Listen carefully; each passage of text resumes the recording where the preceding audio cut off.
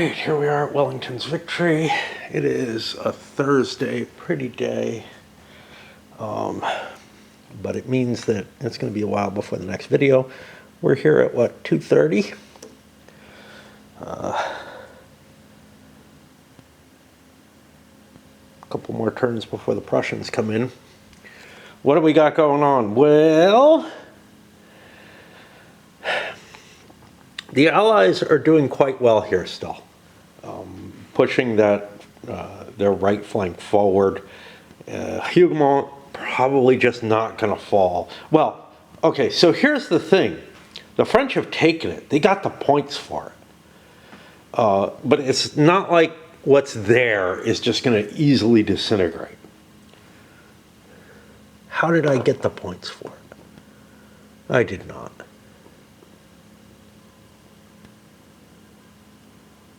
What is happening here? I swear I gave them the points for it. I know La Hessin fell. I thought I gave the French points for Huguemont, but they may not have. I don't remember. Certainly, the way the game state looks now, they should not have gotten the points. If I gave them the points, that was a serious cheat. It may just be the 20 points for the La Hessin that I'm remembering here. And going to there, the line across here, the French are doing pretty well.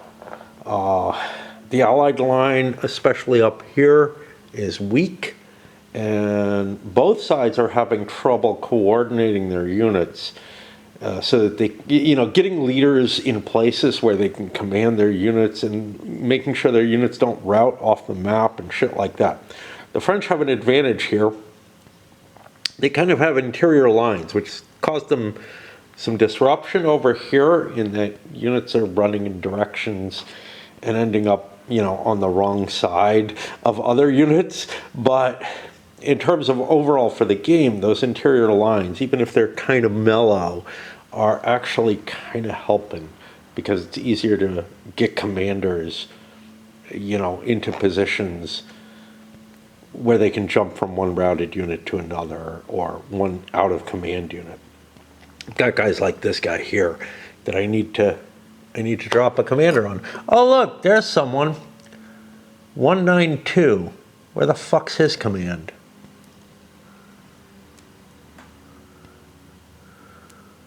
I mean, there's a unit of it. I think that's the only unit. I think I can... This might be part of it. How about that? I think it is. That's actually 152. All right, I can get him here, which means I don't have to move Ney from wherever he was.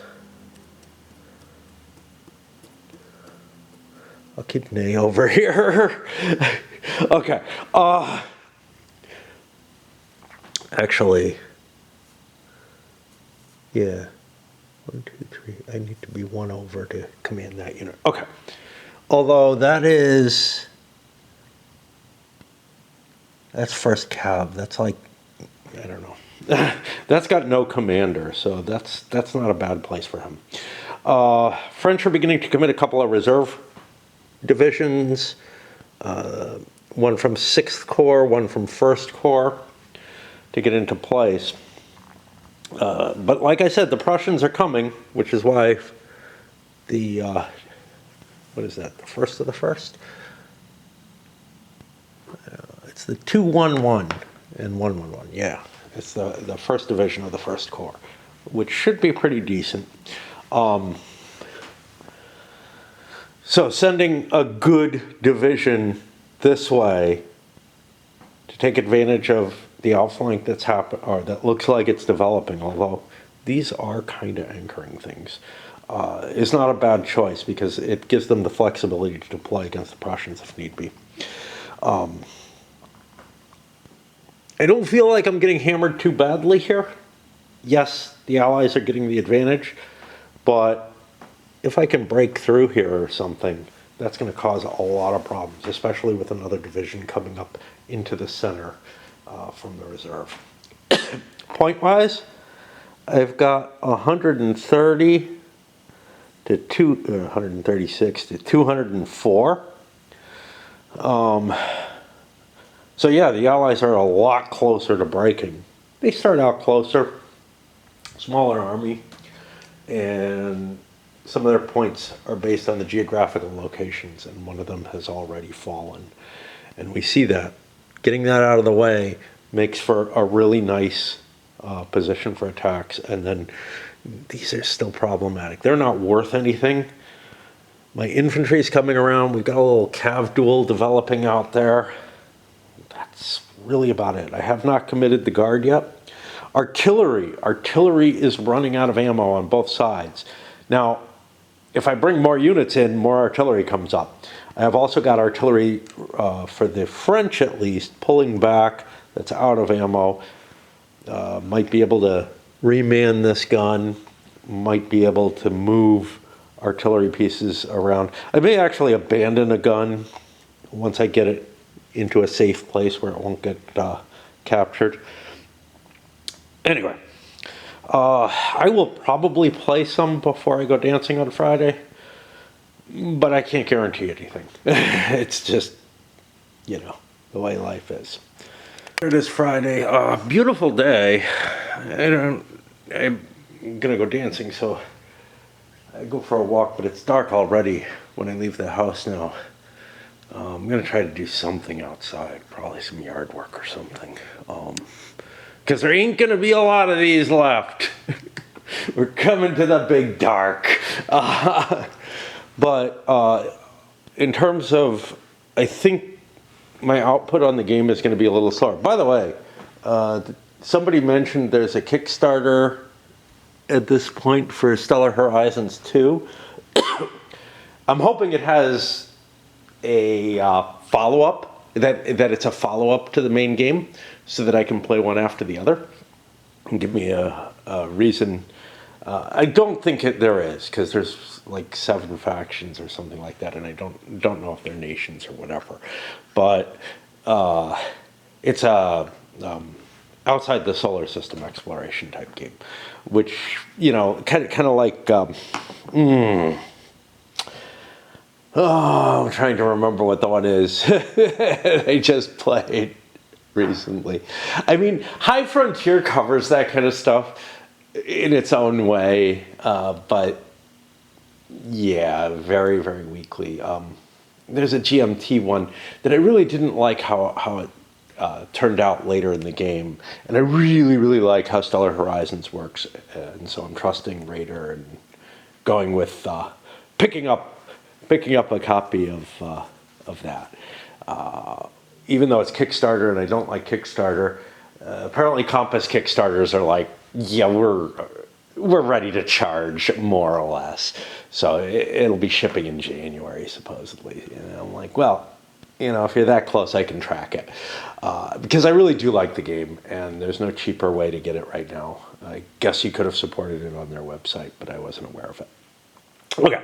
But anyway, I'm also trying to eat less, which means that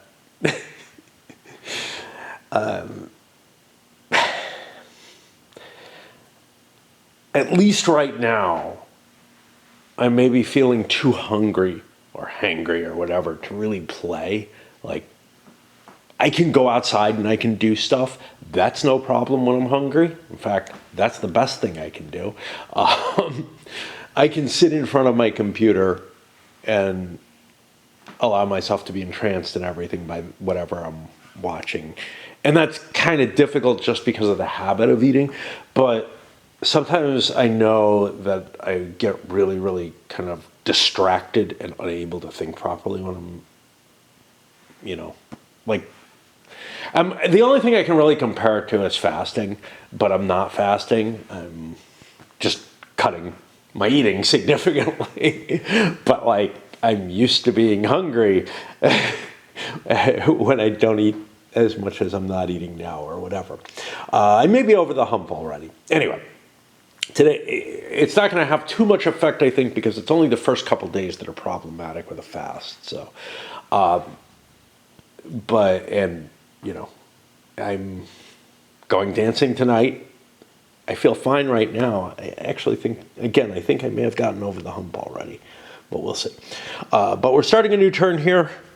That means the Allies will be doing the movement. The French get their command phase. They get to recover their ammo. I think I moved 1, 2, 3, 4, 5.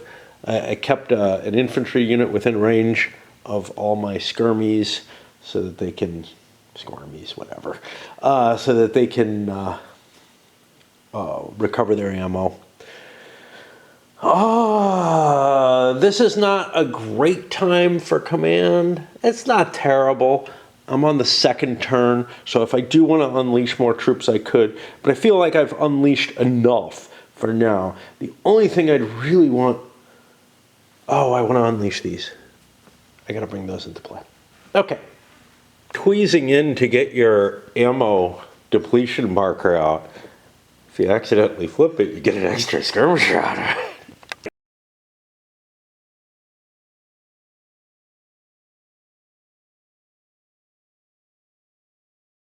So the sequence of play is kind of lacking something here.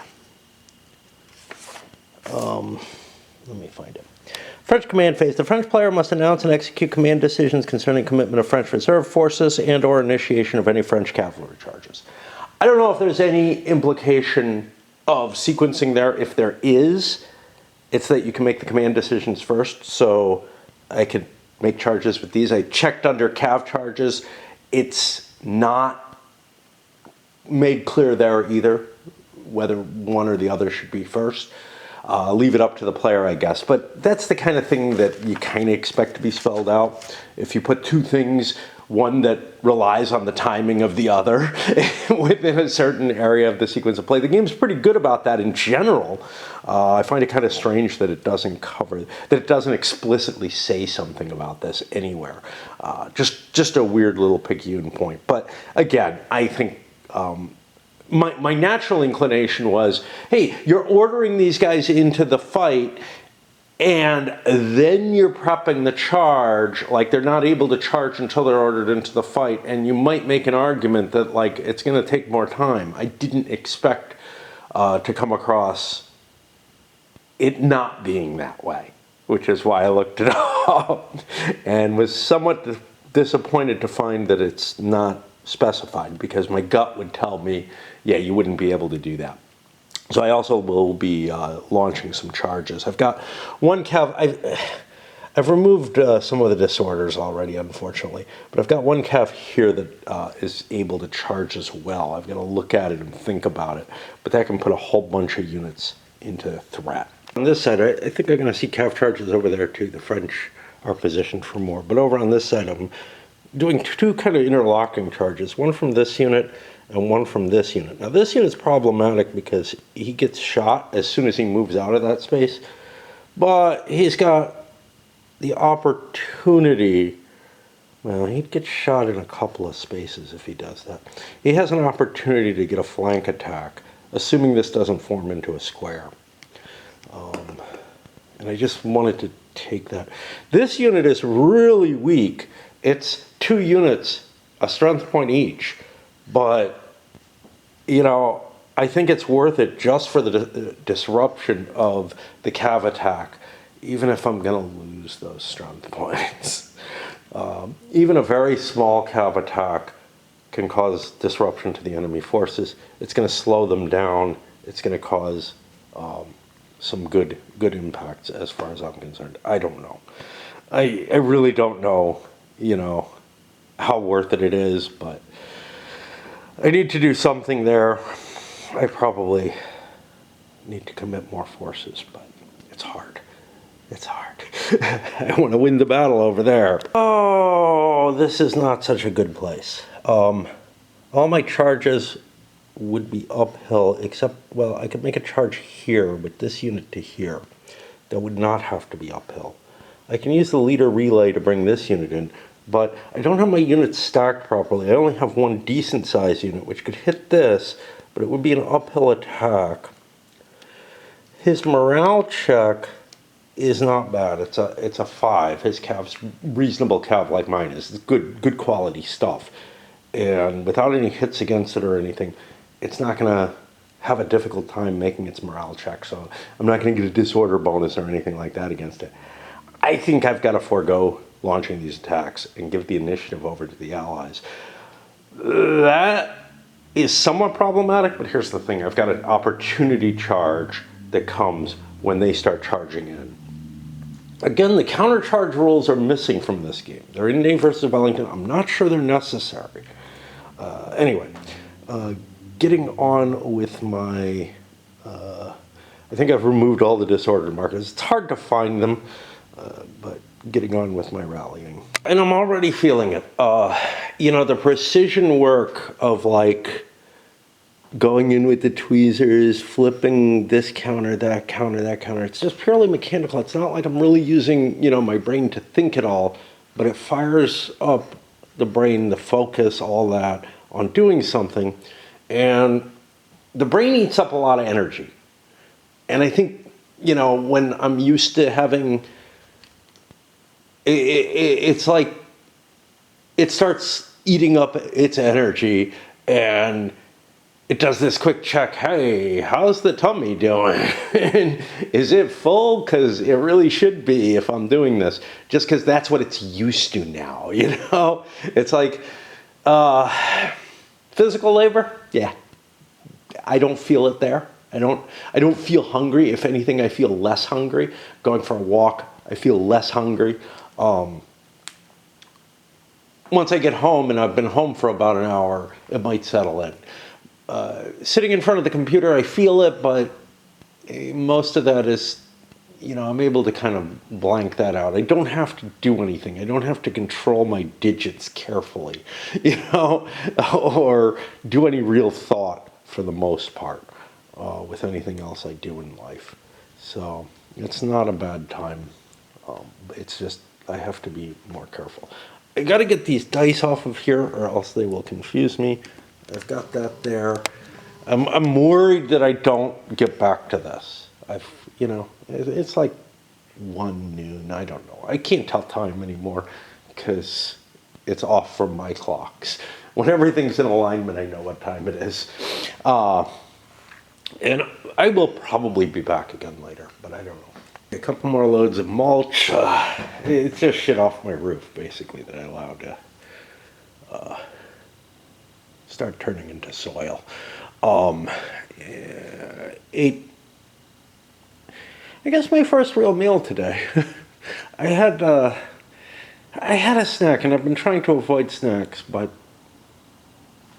I'm kind of basically breaking my second meal, and I'm only allowing myself two, into 2 pieces. One was at breakfast, a couple pieces of salami, a slice of cheese, and a cracker. and then I'm going to have something a little heavier, but again, cheese and meat and bread. But yeah, we're up on the Allied movement side of things. Let's get to that. Oh yeah, and I threw a personal video in there as well in that time. I feel like I'm getting a fair amount done. Took care of most of the Allied movement so far. You know, trying to strengthen the lines, mostly playing with the leaders, getting them in positions where they can stop the routers from getting off the map. I got some stranded units that are not in command. I don't know what to do about them. This guy might have something he can do. I don't know what he's up to. I think he just fell back. But he's 2NE1. So he's now 1, 2, 3, 4, 5, 6, 7. Not far enough. I'll move him there. I want to get him to push those up into place someday. Yeah, it might be quicker if I can get out of, like if I had been 8 or more hexes away, I could have kind of run down, and it's going to take me a long time to get those guys commanded. Their commander is way back here trying to catch these routers as things go. He has a lot of movement right now. He won't as he gets close, obviously. I noticed there's a lot of routed units. I have the fear that maybe I didn't catch everything and rally it. There are like there are things that are covered that feel like I don't recall having that many routes. Like all of these guys are routed. But then I got to here, and I was in for a little nasty surprise. This is a square under there. Squares actually do have to make a morale check to exist within the Cav charge zone. And he is within one of the two zones. They're kind of overlapping. It's kind of goes so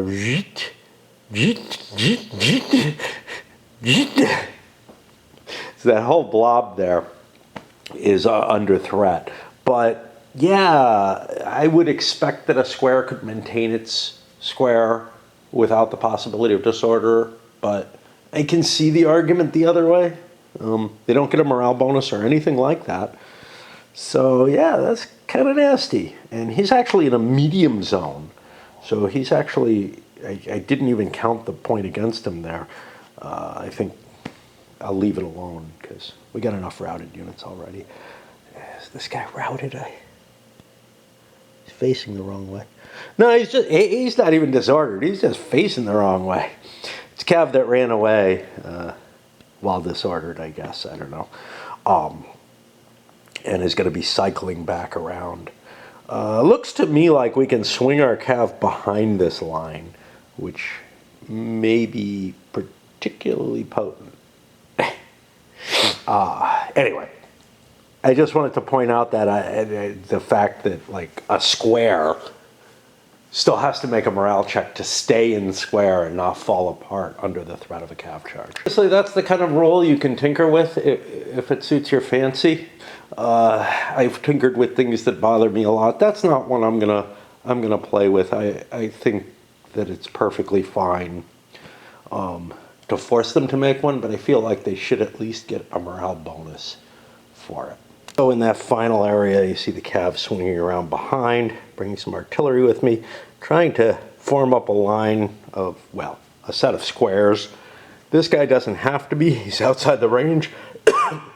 But if I had extended the line, he's King's German. Screw it. If I had extended the line, that would have been in the charge zone, because the charge zone is this and this. Those are the two overlappings. I'm sorry. I got them wrong. Don't I don't know who charged. It was this shitty thing that charged. He's not. I counted from this instead.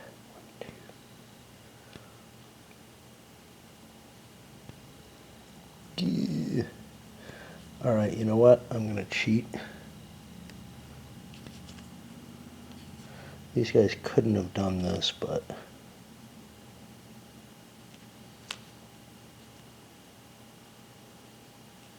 facing that way. It's getting confusing now. Some of it may have been improved if I had put the little final triangle over here, but he could have done this. He could be here. He moved forward a hex is what I cheated. Yeah. Having trouble finding my way around with the artillery. I'm trying to position it so that it provides some support, but within the charge zones, their movement rates are so low to begin with. They can no longer unlimber, move a couple hexes, or limber, move a couple hexes and unlimber. Now, yeah, they get that first formation change for free, but moving a hex costs 2, and now I don't have 2 to unlimber. So the Cav kind of paralyzes the artillery. A lot of nice effects in there. Anyway, my T is almost out, so I'm going to hold off doing the charge phase. I know I have charges coming up. I have to. So I can't just kind of look down the line and say, yeah, you know, I probably don't want to. Which I probably don't with the infantry. I have some interesting choices. I'm back up relatively quickly. Enough time to get my tea brewing. I always have another one in the reserve, though. Okay. Yeah, the importance of reserves. So this one. This one, who the hell, what is going on here? Getting so fucking confused. That's gotta be from here. 1, 2, 3, 4, 5, 6. 1, 2. Yeah. So this guy can disorder to attack that, or disorder to hit a square. Neither is an optimal choice. Conceivably, I could run through the hole and disorder without shock attacking. But to do that, I would take fire here as I move through this hex. So I think I'm going to hit this, and then let's look at the other one. The other one's back here. You know, all that impact I had, it's not good. I'm facing a bunch of squares. I have this disordered square that I can hit. I will take fire from 2 squares, but that's not terrible. But I'll still be disordered for hitting a square. Another option would be to ride by 1, 2, 3, 4, and disorder to hit artillery, which I think may be the better choice. I don't know. Artillery gets to really light you up if you're coming in from the front.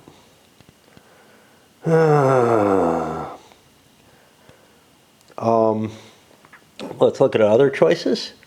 I've got here, but I'd be taking minimum range fire zone for that. So yeah, I think I'll hit this disordered square. I think that's my best option out of them.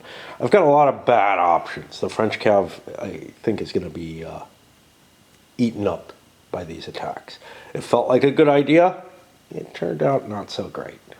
I routed the Cav. They both took a hit. I lost a leader point though. And when I removed the Cav charge zone marker, I noticed, oh shit, I got another Cav here. I don't know if he's within range. I don't know if he could have charged.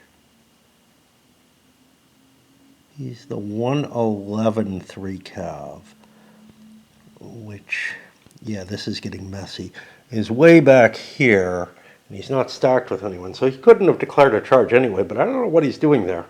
It's not a good place. Okay, and yeah, he's in a lot of trouble. I'll follow up with the second charge, though. Recorded the losses. Almost forgot. Right, the other one dissolved. 2 strength points disappeared. 1 due to fire, 1 due to the shock combat. Didn't have any effect. The leader is still around. I can't find any of his unit, so I threw him back on that lost guy. He'll take command of that, I guess. I don't know. I don't know what the hell is supposed to happen. He's supposed to go join his own unit. He doesn't have anything. And most games, you remove commanders when they don't have a command anymore. But that doesn't really work here, because that command is costing me points, even though it doesn't exist anymore every turn, as far as I can tell. I can't demobilize it because there are no units of it, I guess. I just don't know. There's some weird shit going on, but it doesn't really feel like if you got a unit smashed all to shit that you should stop having to pay for it. Like if you got it completely destroyed, that you should stop having to pay for it. Feels to me like that's at least as bad as it still exists, like, and is fighting on. I don't know. Gotta look for other shocks possible. Found one. There was a routed unit here he got slammed into. I remember that setting itself up. So maybe these routes are correct, because I think that was going to happen. Everything else just looked too ugly. Again, maybe the game designer means something else by shock combat than what I assume, which is a combination of close fire and potentially a bayonet charge. Probably a bayonet charge if you make it close enough. I don't know what else they might mean. It would mean fire combat involves a lot more than it seems to here. But it is just it's too ineffective, too dangerous, too risky to go forward. The shot is so likely to disorder you with the shitty morales they have. Even places like here, where I have a column against a disordered unit, I'd be taking fire from a line. I'm just better off trading shots back and forth at 100 yards or whatever. That's not Napoleonic combat. The game gets this so wrong. The shock combat rules just do not work. Now, to be fair, the designer said this is the part of the game he felt was the most improperly designed, I guess is the way he put it. I don't remember exactly what he said. Let's take a look at it because it'll help remember overall. The shock combat rules are a good example of bad design work. Okay.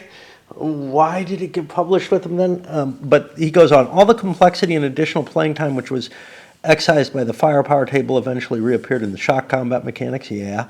From the outset, I knew the toughest design problem concerned the interrelationship. The sequence of play and shock combat mechanics were viewed as interrelated problems.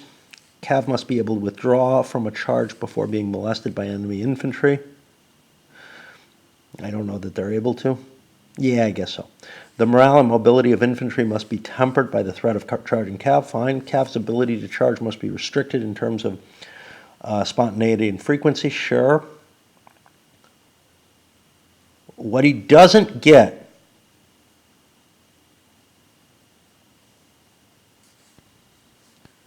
out of any of this. So Cav charges are okay. I don't mind them. They feel like they work pretty well. There might be some slight issues. 3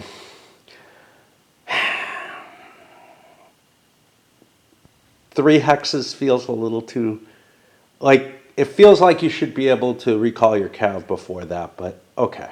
I mean, 300 yards, they're forming into a square, and but your charge is already underway once you put the charge markers there, so it's kind of a weird situation. So I guess the thought there was you would have traveled half that distance by the time the square was clearly formed, and you could tell you were in trouble. I like the way other systems handle it better in general, but I'm okay with the Cav charge. But the infantry melee just doesn't do it, and there's no discussion about why the infantry melee may be right or not. I feel like he concentrated so much on getting the Cav shock to work that the implications on using the same system for the infantry just basically handcuffed them and made them, completely useless in shock combat. All right, that's going to put me in the fire faces. I doubt I'm making it back up, but it's possible. I just feel pretty drained, having moved a couple of things. I'm not getting a hell of a lot done in the game in terms of moving through time or whatever, but that's okay, I guess. All right, midday Sunday. Hell, my shin is really hurting for some reason. It just started. I could have played yesterday, but I chose to fuck around on the computer instead and tried pulling another gotcha game down. Couldn't get it to work. Went on to one in the browser that's not very impressive. Blah, blah, blah. Anyway, it's time to start firing some guns. And let me make sure I get my things here. Let's see who's going to go first. I don't know how much. I don't know that there's many places where there are guns close enough to affect one another. I got guns here and here, and it's conceivable, I guess, that a rout could cause issues. I don't know. So the French are going to get first call. And I think we start over here. I see we actually have connection right there. The guns couldn't actually impact each other. It wasn't clear. This was faced ambiguously. Brain no work today. But this is going to be closer, the French infantry there, and anyway, whatevers. Oh, I forgot to do a morale check on the next door unit. I wanted to keep the next door unit there so that I could shoot it with the infantry, because that's going to be flanking fire. Chatty and a little bit clumsy, had a couple of issues, but I wanted to bring something up. I don't think I said this. I know I talked about, hey, how much, like on Saturdays, I feel more clumsy. I think what it actually is that I have less tolerance for it, for my clumsiness. Which isn't to say that I don't also become more clumsy, because as the tolerance goes down, it kind of snowballs, right? I know that there's a little bit of clumsiness in there, but I feel pretty damn clumsy today, and I just don't mind it. And there are a lot of times where I'm kind of clumsy with the counters or whatever, and it doesn't cause the same kind of angst. We're going to take things kind of easy. The firepower of the artillery, fine. I don't feel really up to doing the infantry firepower yet. It's just,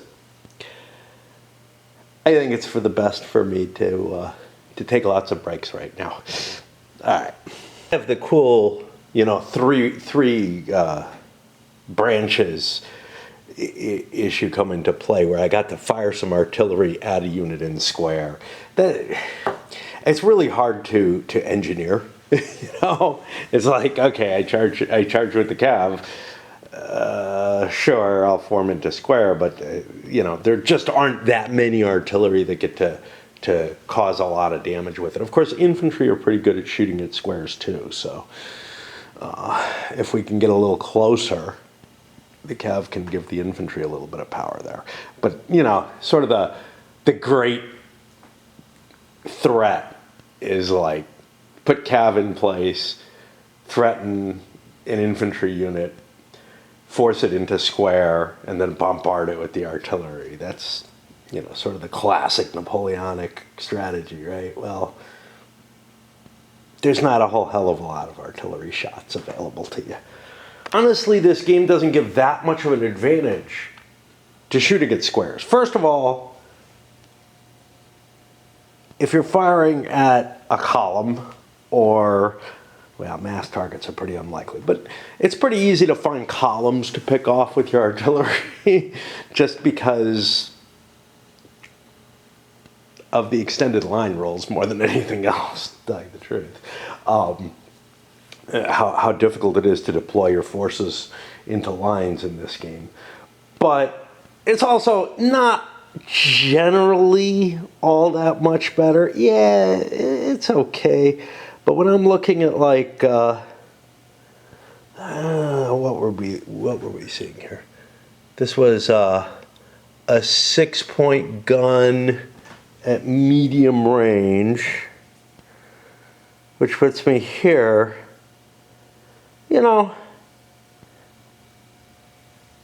It's not an increase. It's not a massive increase to be able to fire with iffy fire capability artillery at squares. That difference between a square and a line is just pretty minimal in those cases. Now, in others, it becomes more impressive. It turns out to be like an extra casualty or half casualty on average. But here, we're looking at a third of an extra casualty showing up. So it's like, yeah, okay. I was considering in my head for a little bit, hey, would it be worth holding off my fire with my artillery, because you have such limited firepower, a number of shots that you get over the course of the game, because of the ammo restrictions. If I've got artillery committed early in the game, would it make sense not to use it very much? And I think the answer is no. You want to take your shots. An extra third of a casualty that you might get for a better shot is just not worth it. Especially with this is horse artillery. It's not going to be as effective as like, what did I have? I got a big boy up here, but there aren't a lot of good artillery. So most of it's going to be firing on the 2 table, which again, let's see, I got, again, basically a third of an extra hit off of waiting for a better target. Yeah. All right, it's infantry fire time again. The French got the initiative this time. Now, it's a weird situation because in terms of deciding which side I want to go on. Over here, I feel like the French actually have the slight advantage in terms of they have less forces. Well, they desire to put their marker over here because they have less forces over there. And that means that they'll get out of that more quickly. But the problem with that is that this is such a clusterfuck. And it's going to eat up a lot of shots that honestly are kind of 1 in 6 chances and aren't going to have a major effect anywhere, right? And so if I start over here, the Allies start over here, and they get quite a bit of distance over what I consider sort of the meat of the battle. So I think I kind of have to start on my right flank. And it looks to me like I'm going to get the edge out of doing that. It's not absolutely certain. I'm trying to see.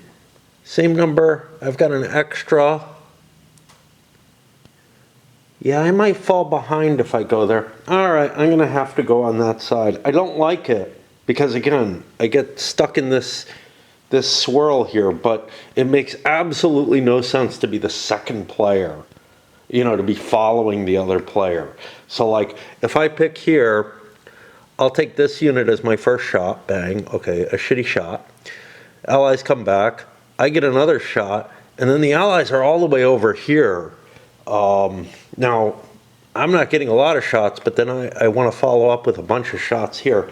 So I think I have to go over to this side, because otherwise I'm just going to end up behind. But I don't like it because of this. The crossover point yet, but I just want to show you what the impact of all of this had. And we got quite a few hits. You can see 3 ammo depletions there. Those are successes.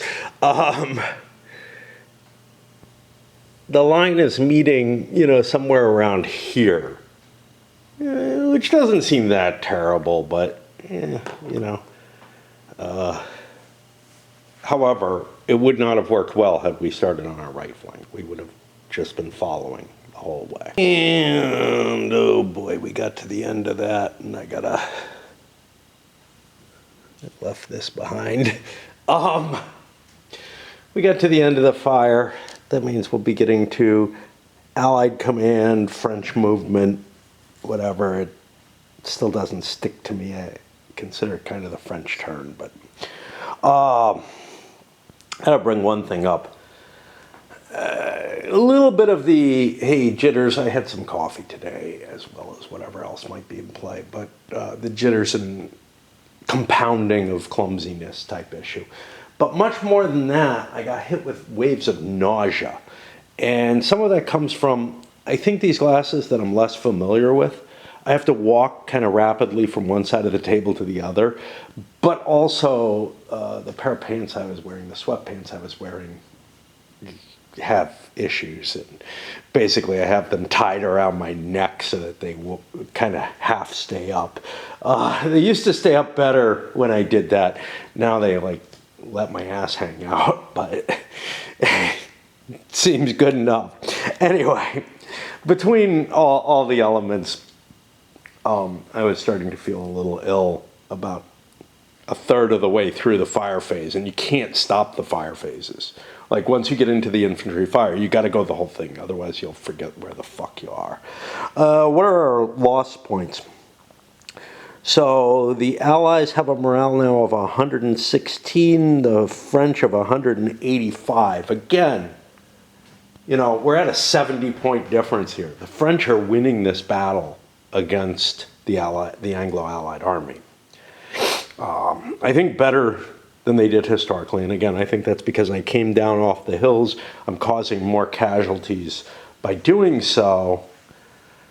without having realized just how strong a position the Hougoumont really is. The fact that, yeah, I would...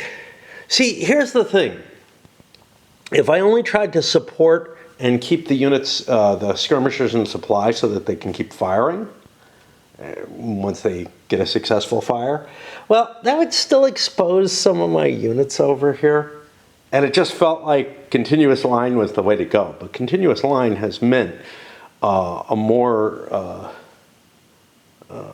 decisive engagement across the board and a greater thinning of the line that the Allies have, which of course means that then the French get to bring more firepower proportionally into that area and cause more casualties than they would otherwise. All right, I'm gonna break, probably play some video games or something, because I'm just not able to, you know, if I'm starting to feel sick, hey, we took out a gun or a gun crew. That's cool. But yeah, I mean, this part of the line is really collapsing. However, Prussians are coming, man. Here it is, Thursday. My little branch came down on my porch. But I've been sick all week. Up here with perhaps the too optimistic goal of trying to get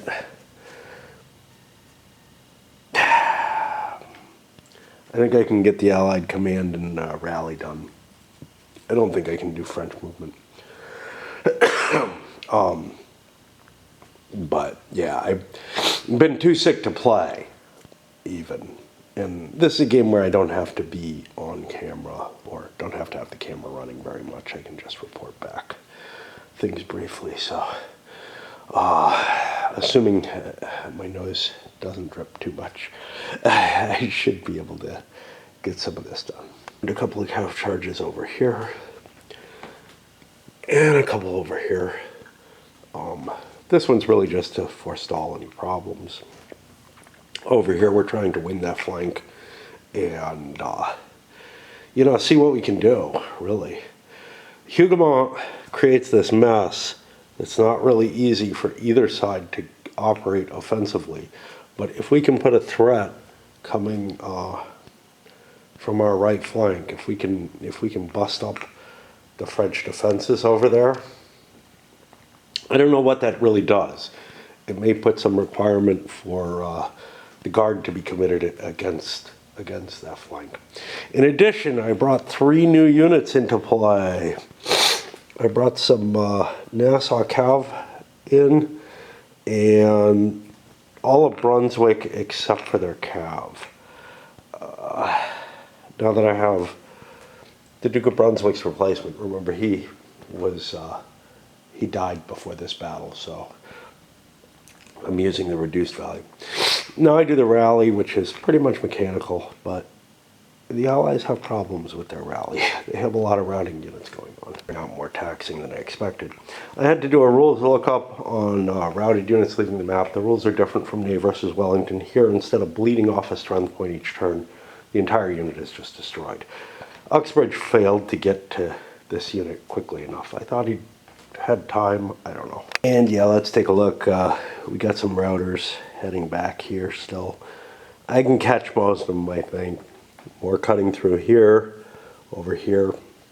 Just all kind of problems for the Allied forces.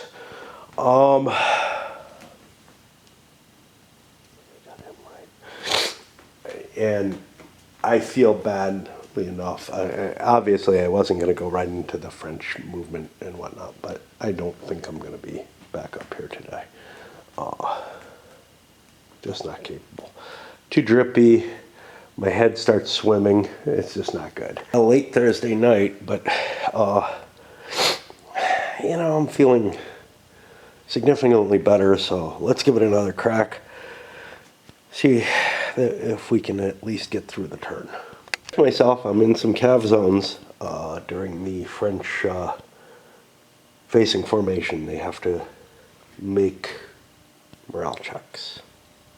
Oops. I already started to screw up. That's going to screw up the French reaction a little bit. One cav was already routed and ran out of range, but others are kind of in, a little bit of disarray, and I may have taken the leader away who needs to be there. Now, on the other hand, I have this huge stack, well, not stack, but line of leaders who could just individually command all these units. Which is just weird, but some of it is because of the losses that have been taken over there. And control is getting so messed up to the extent that, I couldn't move this unit. I moved this one closer, but it can't get close enough to get a fire in. And I can't change facing or anything as far as I know. I better look that up. But yeah, I think I'm not allowed to make facing or formation changes even. Without being in command control, which is goofy when it comes down to it. A unit should be able to do self-preservation type actions without orders. Let me make sure of that, because that feels absolutely wrong. But I've got so many commanders in the wrong spaces. They're going back and they went and rallied units, but this guy is needed to command I don't know what. This is part of 292 here.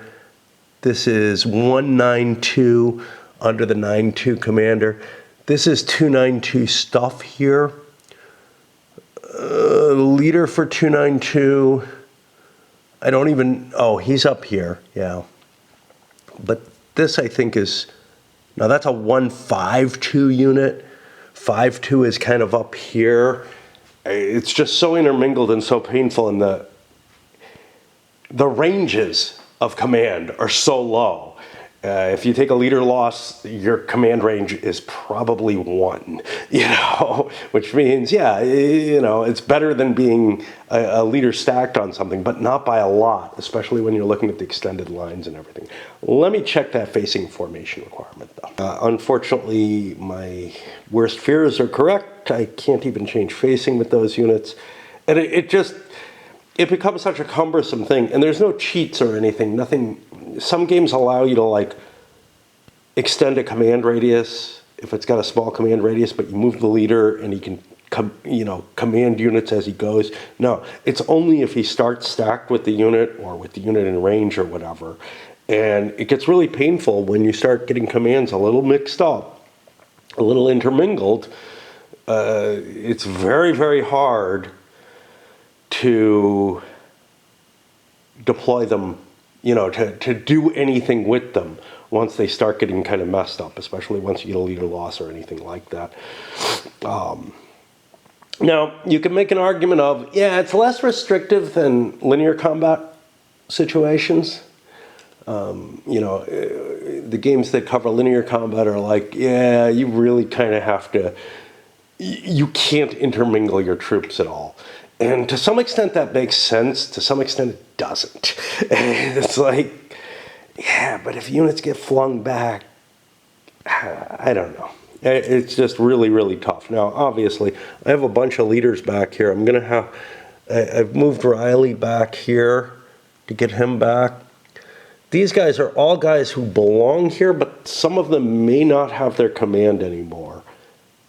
In which case I could reasonably make an argument to move them out of that area. But they're not the ones that I have available to me. I'm using Cav to command infantry and whatnot already there. Cav leaders to command infantry. Everything's just mixed up there. But I do have an extra couple commanders. I might just shift another one over. At least the skirmishers don't need it. It has the feeling of, look, if you're going to make it this unwieldy, reduce the number of units and just, make them into bigger pieces,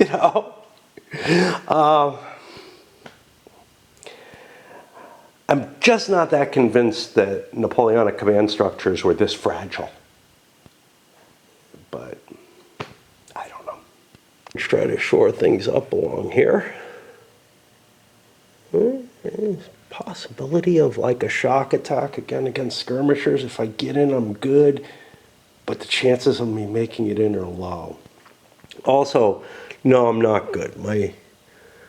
I'm a 4 morale. I've got at least a hit against me. That's a 3.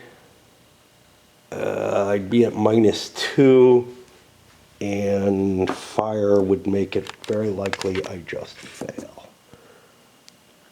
Like if I want to pick on these skirmishers.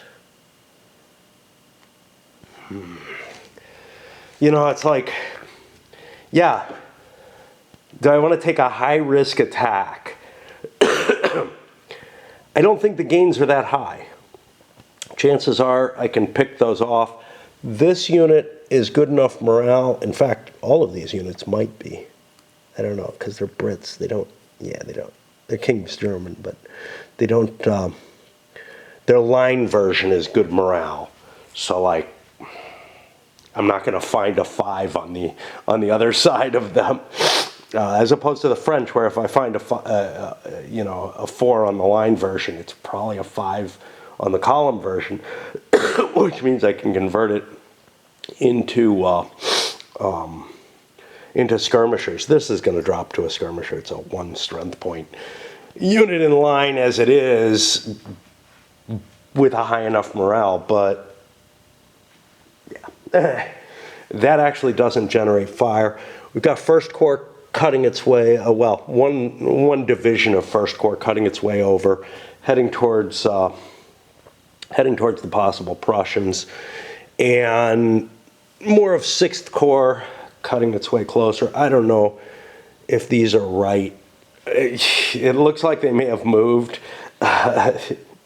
They couldn't have, so that's not really an issue. Now I have to look for shock for the Allies. I'm already feeling a little nauseous.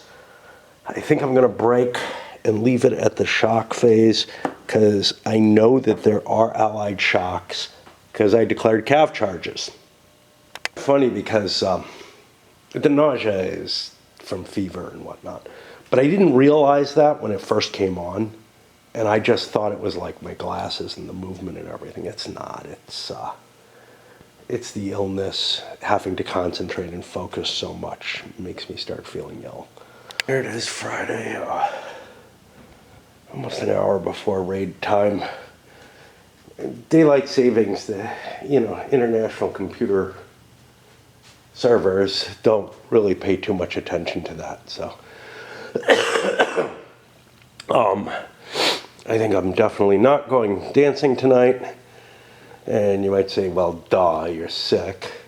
Yeah, but it's something that's changed. In the past 5 years, it was just before the pandemic when I really, when I started skipping dancing nights because of my ankle and because of a cold, which might have been COVID. We're talking December if that's the case, though. I didn't start seeing long COVID symptoms that early. But even at that point, I was like, okay, I'm going to take a week off. And I was going like every other week or so for a few weeks before the 2020 showed up. And I've backed away. I don't think this is COVID, even though my taste and smell is severely impacted. There are things I can taste and smell, and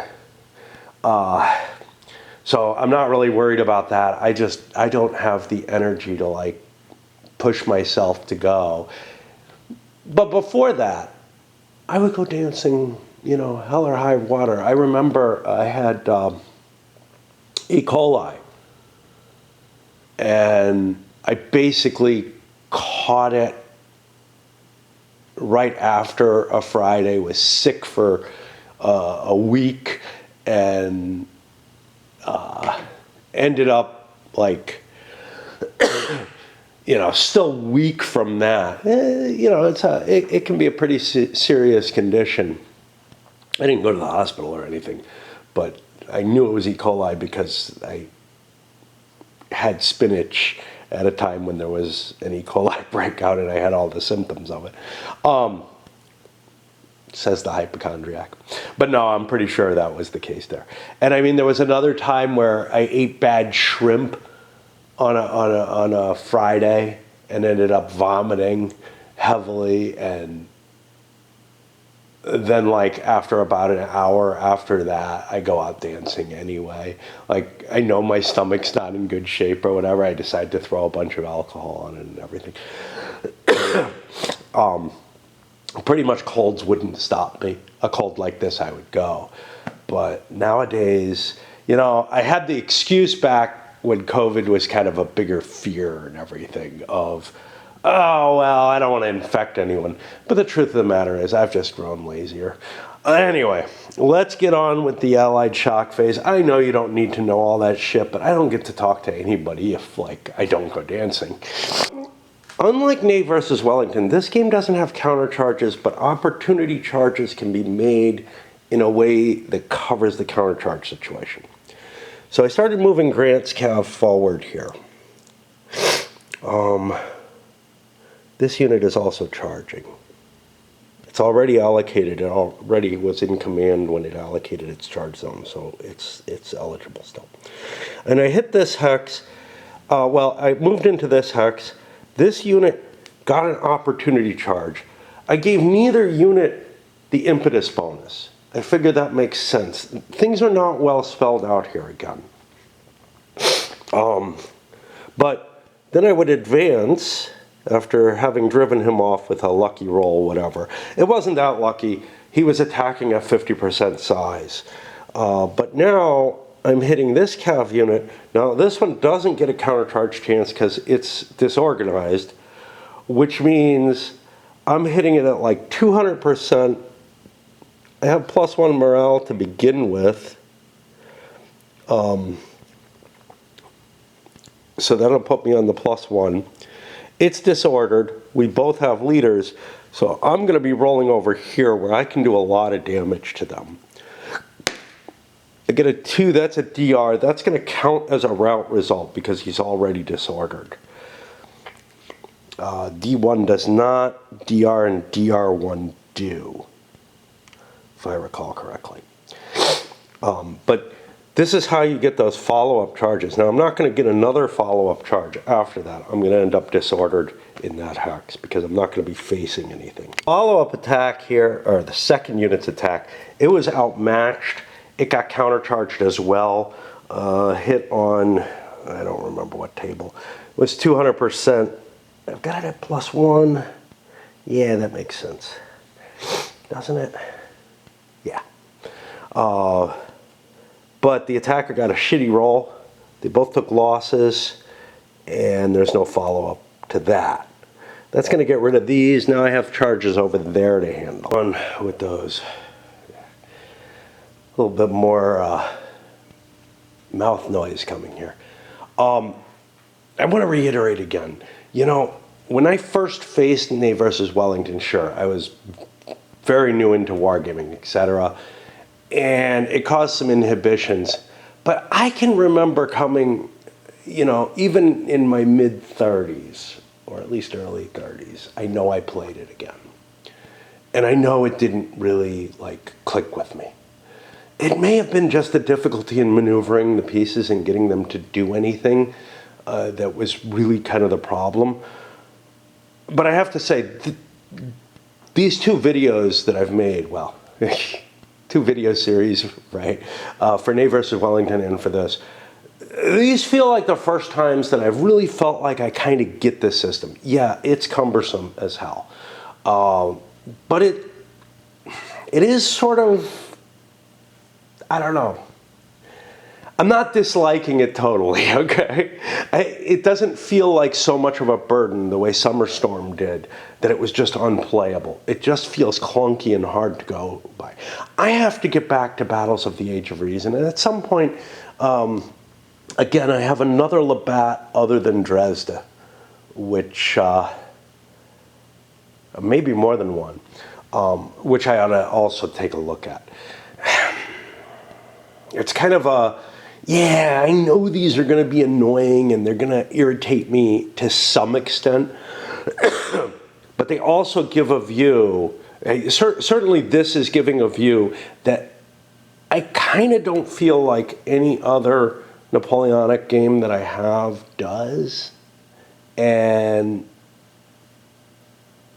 some of it has to do with the way the sequence of play, as painful as it is, and the way some of the decisions are made,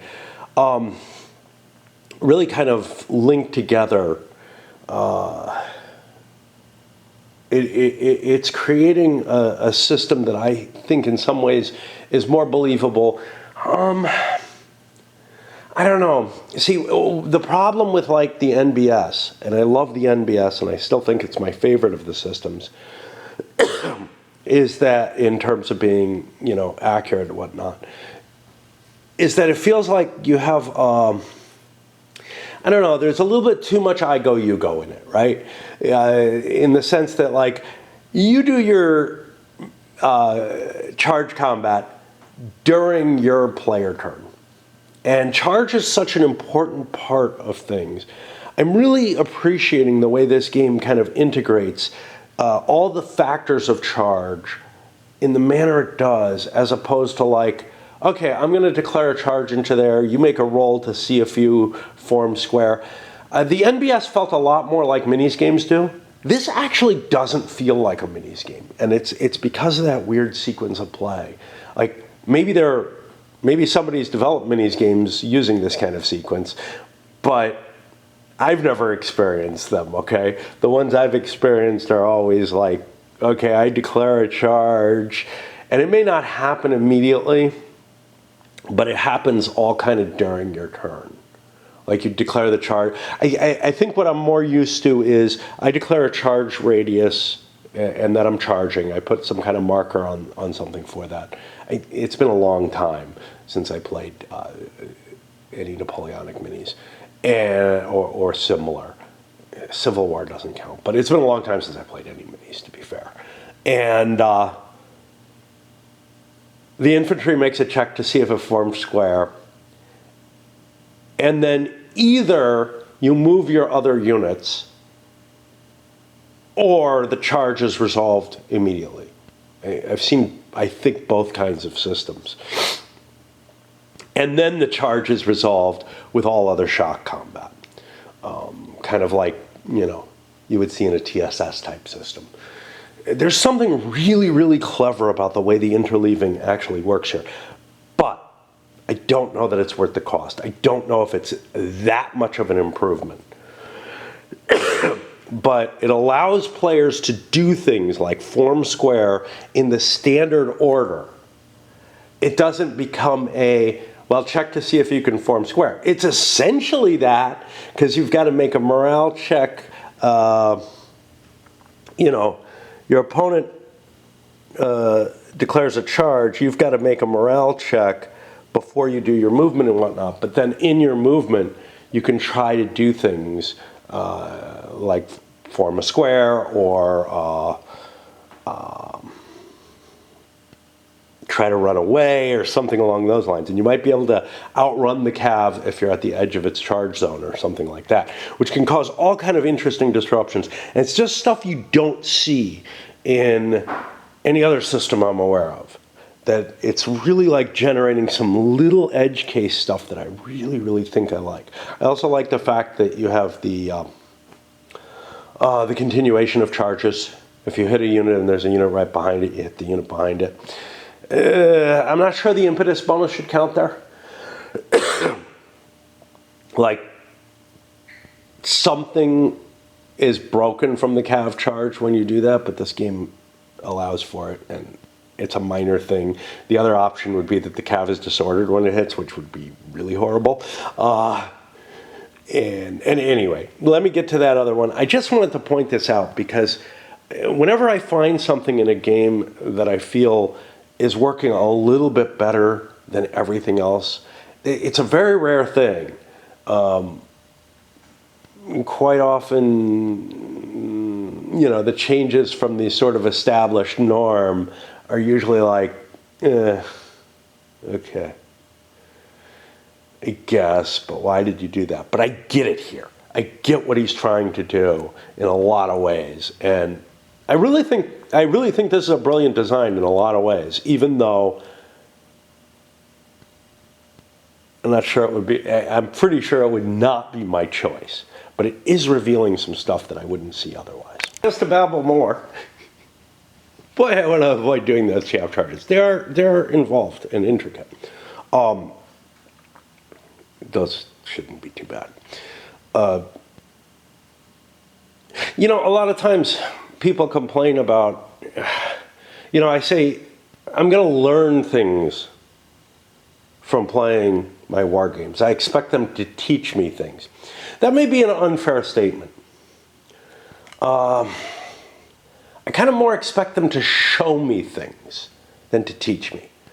Obviously, look, if I want to learn certain basic tactical formations and whatnot, yeah, playing around with the pieces could help with some little aspect of that. But I'm not trying to train to be, you know, an infantry master sergeant in the Napoleonic era, right? I don't really need to see the details of the deployments and all that. And that's why I get kind of cranky about the extended lines making it too hard to play and stuff. Even you know, where it's kind of an arbitrary decision, the scale of the game decided that they would be clunky, right? And that it's hard to keep the commands together. Again, the scale of the game made that decision that it would be difficult to keep your units together when they could actually, you know, just be represented by a couple of pieces with rules that say those two pieces have to stay next to each other whenever possible. And they would work to do so. And that would handle a lot of the abstraction. Instead of like there being 6 pieces to a brigade or demi-brigade. And yeah. And it feels just kind of arbitrary where they've split things up because I don't have to keep my divisions together. I don't have to keep my corps together. I don't have to keep my brigade together. I just have to keep my demi-brigade together, which just feels kind of weird. But yeah, I'm not necessarily trying to learn the tactics that work. I know that the game's mechanisms are going to interfere with that. I like to see when appropriate historical tactics work. But in a lot of ways, I'm looking to see, I want not so much to learn things about how the battles went or whatever, but I want to see them more clearly. And I feel like that's what the games do for me. And if they don't go into sufficient detail, if they have too much design for effect shit going on, I can't see it, okay? I may learn this thing, whatever thing the designer wanted to exemplify. And obviously, to some extent, you're going to have abstractions. You're going to have some design for effect in play. But I really do like, at whatever level of detail that I'm focusing on in the game, that it feels like it's giving me that detail, you know? And this, I feel like it's giving me a lot of that detail, although some of it is obnoxious to deal with. All right. Let's see if I can actually, I'm going to have to reload my pipe now, but if I can actually, like, play some. Just, you know, too fucking into talking. We have a less dramatic attack. The 2 British units, both were countercharged successfully.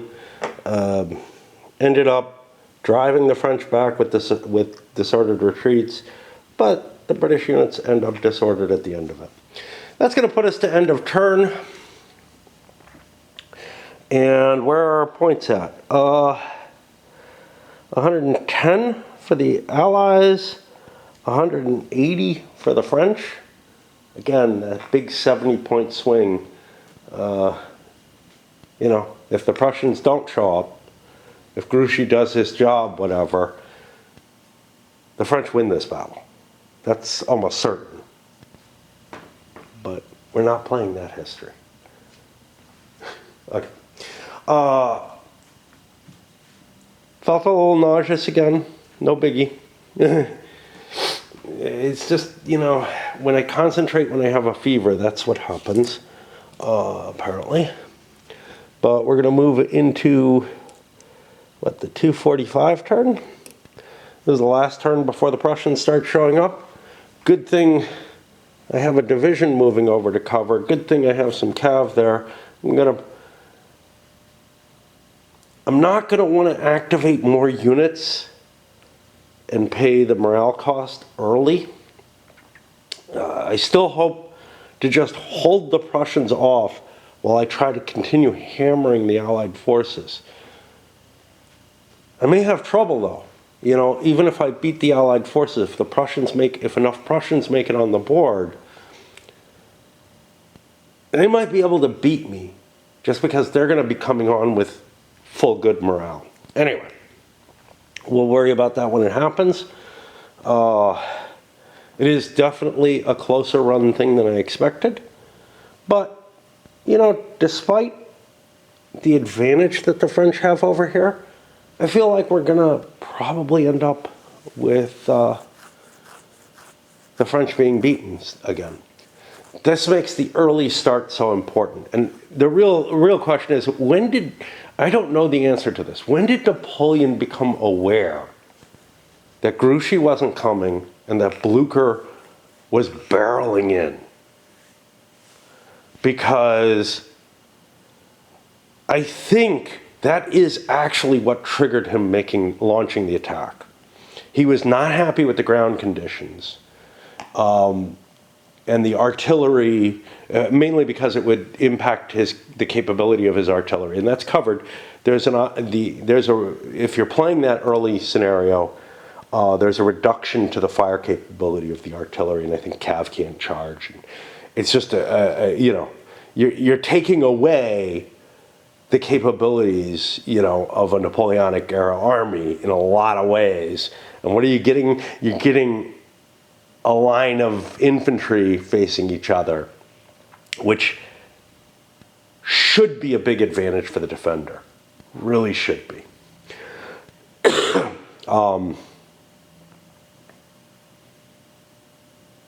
But I don't think the ground was all that much firmer when Napoleon finally did decide to attack.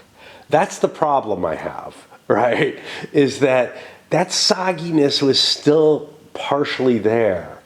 I feel like the attack was hurried up a little bit, and I kind of feel like there should be some penalties to the early part of the attack, to the early part of the day, anyhow. Anyway, that's where we have it.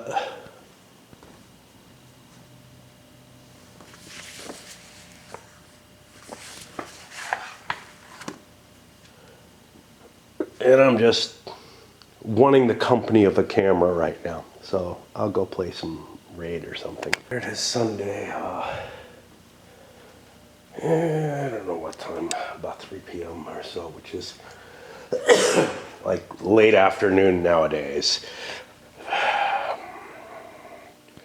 It's an hour later my time, but that's neither here nor there.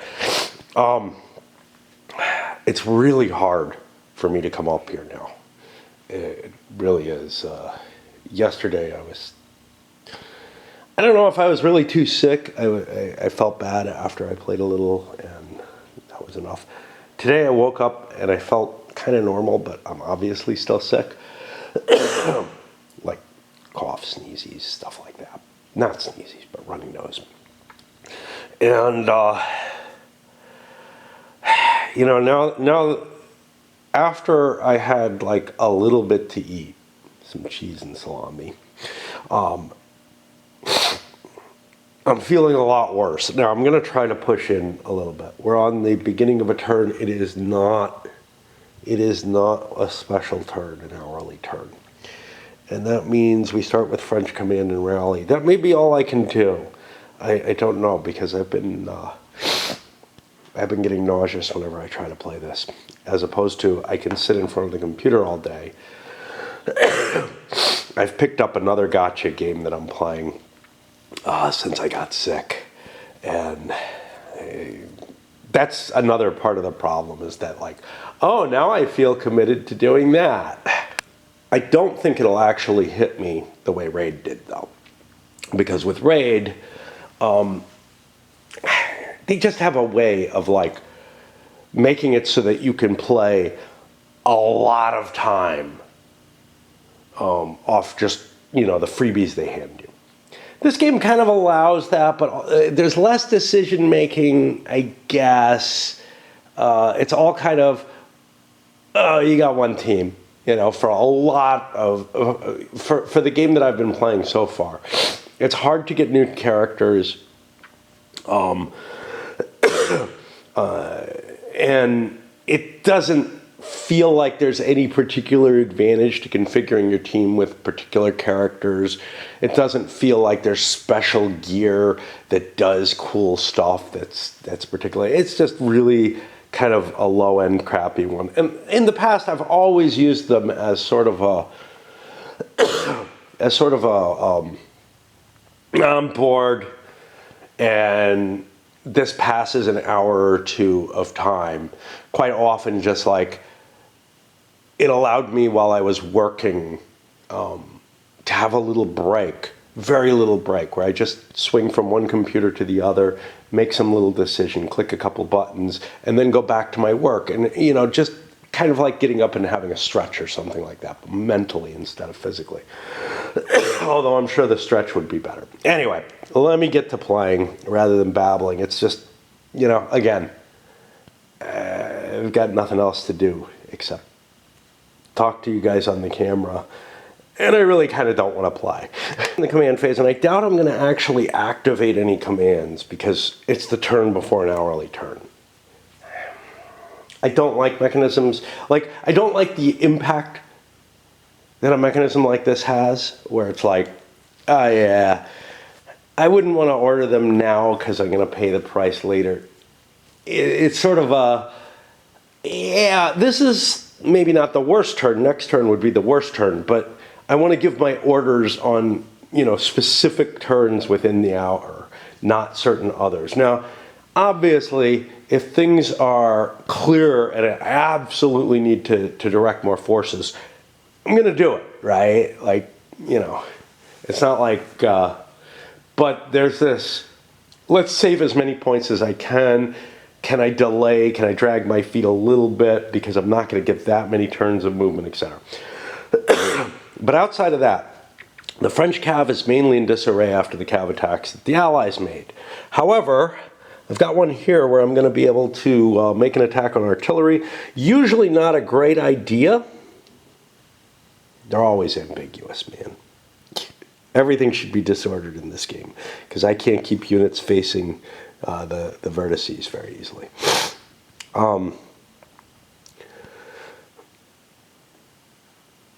And that's always the case with games where it's pointing at the hex vertex. But normally I don't want to attack artillery with cavalry, but here I'm going to be able to get a flank attack. I might be able to wipe out the artillery. That would be a big deal, and that would open up some possibilities. I may end up losing the cav battle here, and that's actually a reason if I had a commander somewhere who could dispatch, say, this cav, it would be a worthwhile thing to get another line of reinforcements in. The Allies are in the same position, though. They've got some cav in the back, too, but their leaders are busy doing other stuff. Over here, things are even more interesting. There's a lot more cav over here, and it's a lot more tangled up. But I have one that managed to survive that wasn't disordered out of all of this mess, and it's going to throw a cav threat all over there. Now I've got to attack this, and that's already in square, which you could say that's a really horrible idea. Maybe it is, but I'm going to get a lot of morale checks. I may end up slowing up the enemy, and you know, I think it's worth the sacrifice for the amount of units that I'm getting in there. It's not worth it for this, which would be able to impact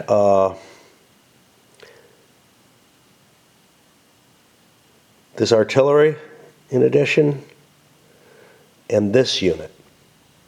And that's pretty much, and this artillery too, but that barely matters.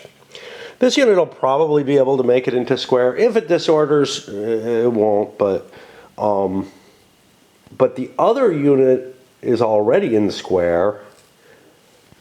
This is decent morale. It's not great, but it's decent. I don't want to try to pick that unit off. Charging a line from the front, I'm going to take firepower and whatnot. It may not even win the attack, so it's just not worth it. I'm going to try to divert that cav over to where the main cav battle is happening. And now it's the simple rally phase, and during the command phase, these should have been removed. I see no reason why I would do it during the command phase. It makes more sense to me during the rally phase, and that's when I'm picking up pieces off the board and everything. Command phase, I'm doing very, very different stuff. Again, I want to babble, but I'm also able to think from a different perspective than when I'm playing too often or whatever. I'm thinking about the Huguenot, and in some ways, I'm sort of becoming more reconciled with the impact directly here. The problem that I have is the implications elsewhere in the game. So one of the things that requires that one of the things that allows you to break down into enough skirmishers that you can fight out the Huguenot battle with just skirmishers. And I'm like, yeah, it's not quite the picture I want, but it is giving me a relatively okay result with an attritional battle happening, and you're not going to break the Brits, but you might wear them down eventually. Is that what it means is that essentially I can any quality unit can drop into a bunch of skirmishers, okay? The thing that really doesn't work is when you play with the optional rule, if the guards are not allowed to break down into skirmishers. Okay, that's fair. They didn't have a lot of skirmishers attached to them. They're the ones who made that final assault on the Huguenot.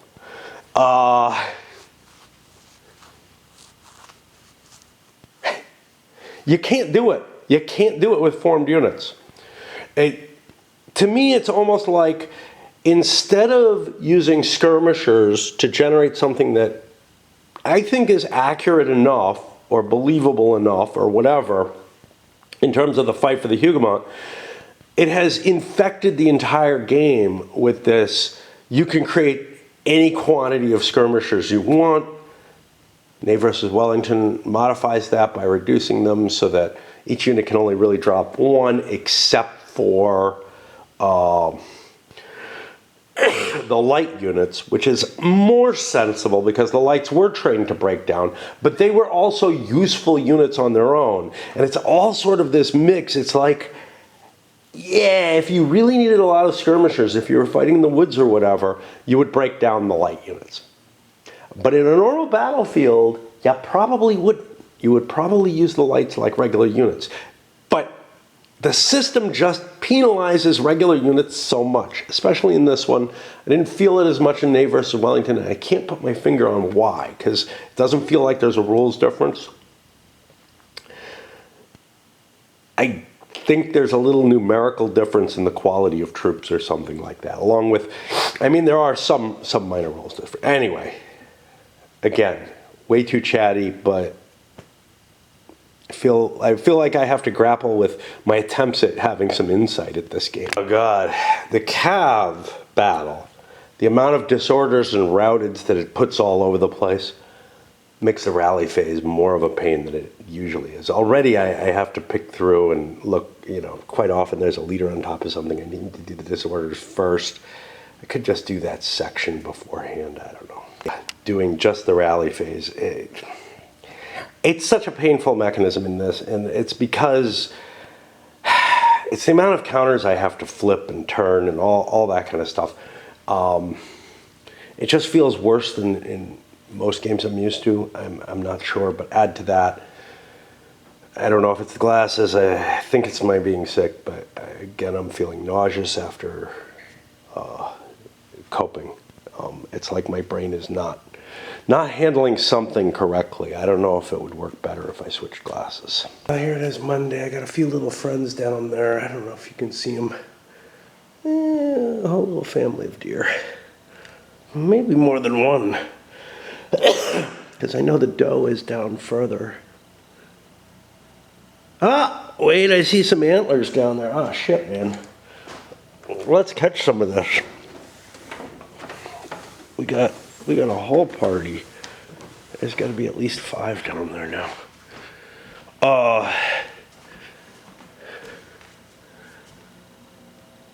Wow. Yeah. Anyway, it's Monday, and still not well, obviously. But I'm sitting here doing nothing, just on the computer constantly, or finding some other way to occupy my time. I'm not sleeping as much as I was. And I don't know if I'm just sort of losing the script in terms of like being willing to do anything, enjoy anything, whatever.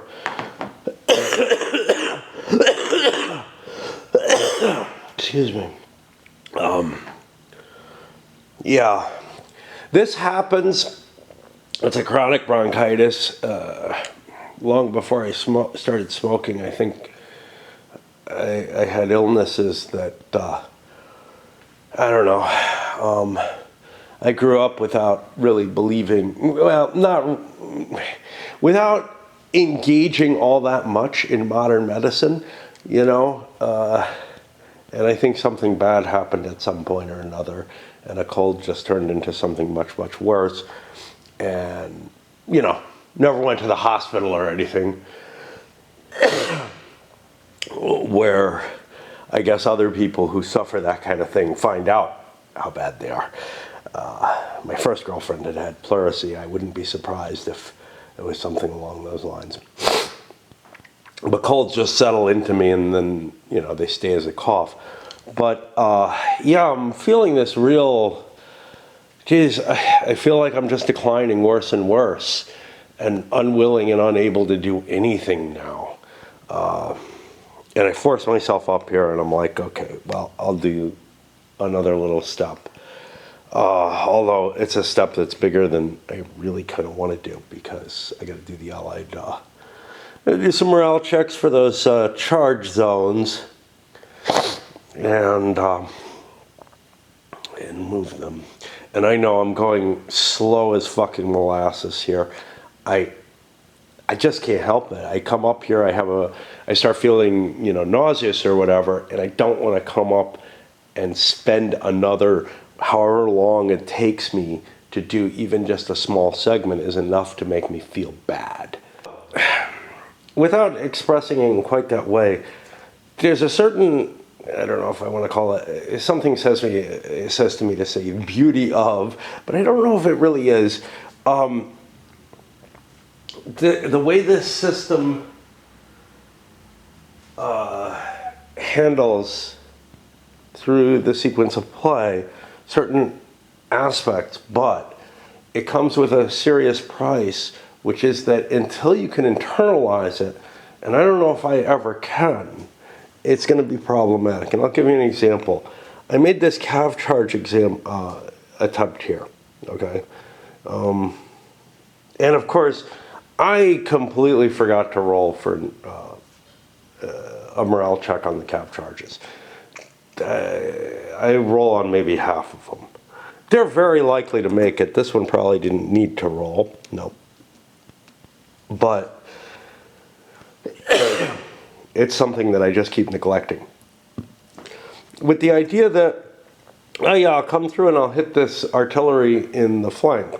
Well, if I had gotten a disorder on it, which is impossible, it has too high a morale right now. Remember when I'm complaining about how the morale of units is too low a lot of the times? Yeah, it's because it degrades by the strength point. Now, artillery and skirmishers don't get affected by that. because they only have one strength point each. But anyway, getting back to it, what I didn't take into account, I'm thinking, oh, I can make a flank charge on this artillery. Now the artillery is able to do something. Now it is reduced in movement. Each movement action costs 2 movement points. And it doesn't have a lot. It will have 3, or no, it has 6. It's a horse artillery. So I could move, I change formation, no problem there. 2, 4, 6 to change facing, and now I'm forcing that cav to charge directly into the guns. And that's what's going to happen. I thought I was in a position where, oh, I can threaten these guns with a cav charge. No! What I've done is I've just sacrificed my cav. And that was not clear to me at the time. I would not have launched that cav charge. I'm going to leave it as it is, but I just would not have done it had I realized what the implications are. They're too separated because of the sequence of play. Now, the sequence of play is what's so clever in that it allows for this kind of reaction movements to happen and the reaction units to be dampened by the fact that you've put a cav charge into play and all kind of stuff like that. But it just isn't clear to me what's happening, right? Like, when I make my decision, I look and I say, oh, I can hit him in the flank. But I don't pay attention to the fact that this is not the circumstances I'm going to be making the charge under. Keep working my way through the Allied lines, trying to figure out, you know, how to keep things in command and what I can move and everything. Came to kind of a realization. It reminds me a little bit of great battles of history, in the sense that, like, you've got these, you know, significant choices. Do I send the leader off, you know, to rally troops, or am I more worried about commanding this segment? You have a lot of interchangeability. Not a huge amount, but everything is so limited here. The ranges of the individual commanders are so, you know, of the brigade commanders are so limited. And everyone else's ranges kind of don't matter. And beyond that, it's you stacked with something you can command, and that's it. So it's really, really tough to rally and keep things in command. The decisions, there's a lot of leaders though, but I would much rather have had this more abstracted and put me in a situation with less leaders with larger command radiuses. Now, I don't know how well that could work, right? You know, if you kind of want to be able to distinguish the morale level of the army by how many particular brigades are involved. Once you make that decision, well, you're going to need leaders for the brigades in that case. But yeah, it feels like, you know, I wouldn't mind feeling this restricted with less pieces, but this is really an unpleasant thing to be doing, in part because of the number of pieces in play. Again, Nave versus Wellington cleans this up.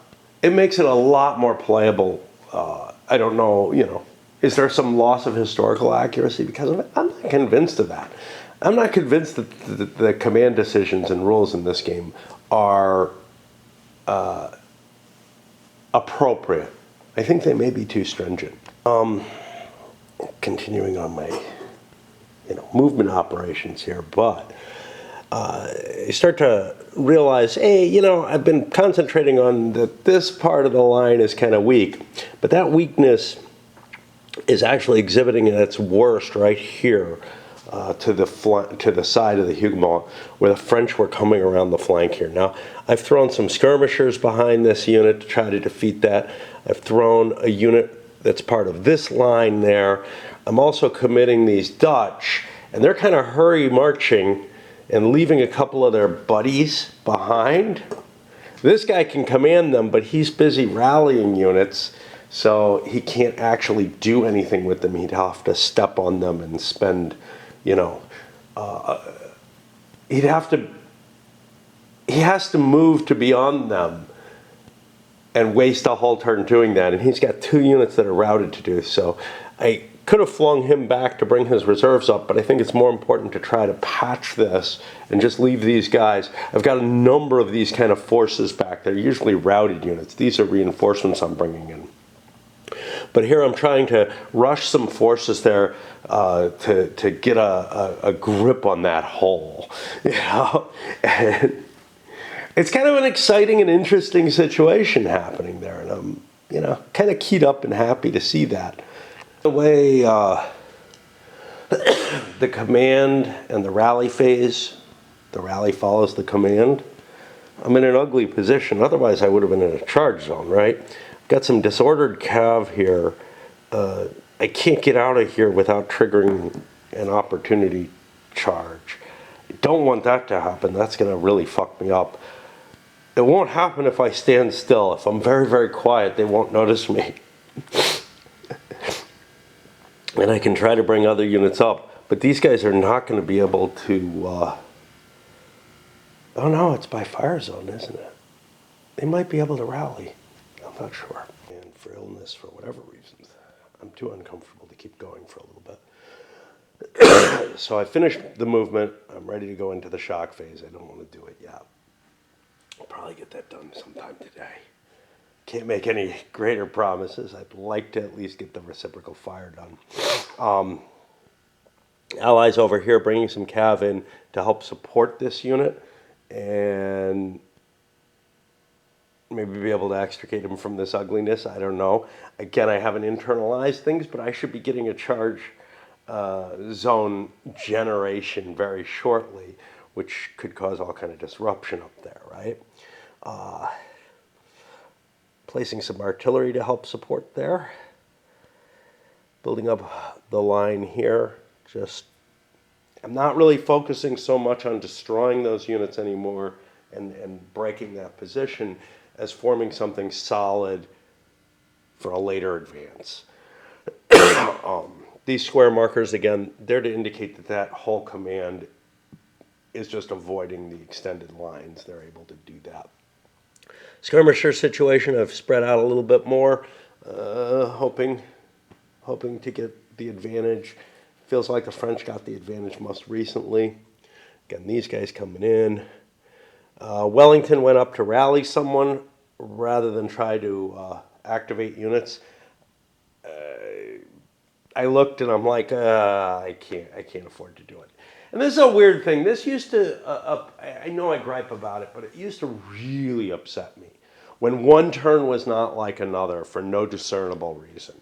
Like the fact that I cannot order new units in, psychologically, whatever, because of gamey reasons on this turn and certainly on the next turn.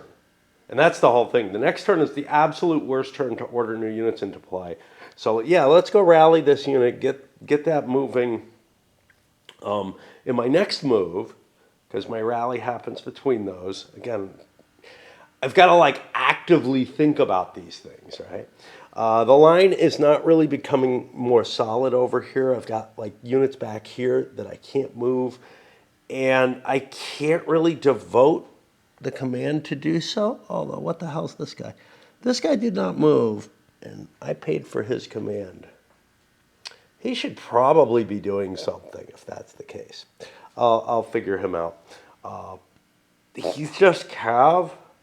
I'm looking at probably trying to fill in the gap here in case bad things happen, or I don't think I was ever intending to dispatch him over here, although this looks bad. Gotta pray for the Prussians, man. This line looks pretty solid. It really isn't. The tail end here is Landwehr. Everything back here is pretty much garbage. But through here, it looks okay. There's just no reserve line in there.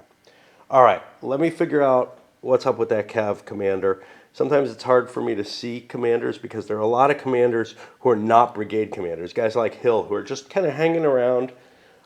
He doesn't really have much better to do, although he could be running around everywhere just rallying stuff. That would be a good option. I don't really know that I don't know that those landwehr are going to do me a lot of good. So why don't I get him moving as well? Because there seems to be a lot of breaking happening over here, whereas I have a high proportion of leaders over here. Of course, because it's so confusing, I have to make sure he's not part of this or something like that. Because I activated this using like the Prince of Orange and a long range, I wasn't able to get all of the unit in command of the brigade commander or whatever. And so I'm only taking like 4 of my 6 units, which means I'm like constantly going to be leaving these units behind. And they're going to be a problem because I'm not going to know where they came from and how they got there. But I can't move my whole unit. Even though, you know, it was all deployed in line and whatnot. Basically what's happening is I tell the commander, and he can only make his voice be heard within 2 hexes of himself. There's no concept of like, you know, which later games have had, which is being able to command your entire formation as long as it's in close order. With Cav, this is especially horrible. They have a tendency to get all over the fucking place. But, yeah, I think the Cav leaders should have better ranges, definitely, without breaking any historical aspects. And anything should have something kind of like a line command, where you can say, look, this entire force, as long as it maintains a formation, more or less, a closeness to itself, should be able to continue operating under one leader's commands, not, you know, hey, Joe, where are you going? The general told us all to get moving that way. Oh, well, I didn't hear it. I'm just here. It's just ridiculous. You should be able to command your entire formation. And you shouldn't have to be sitting in the middle of them.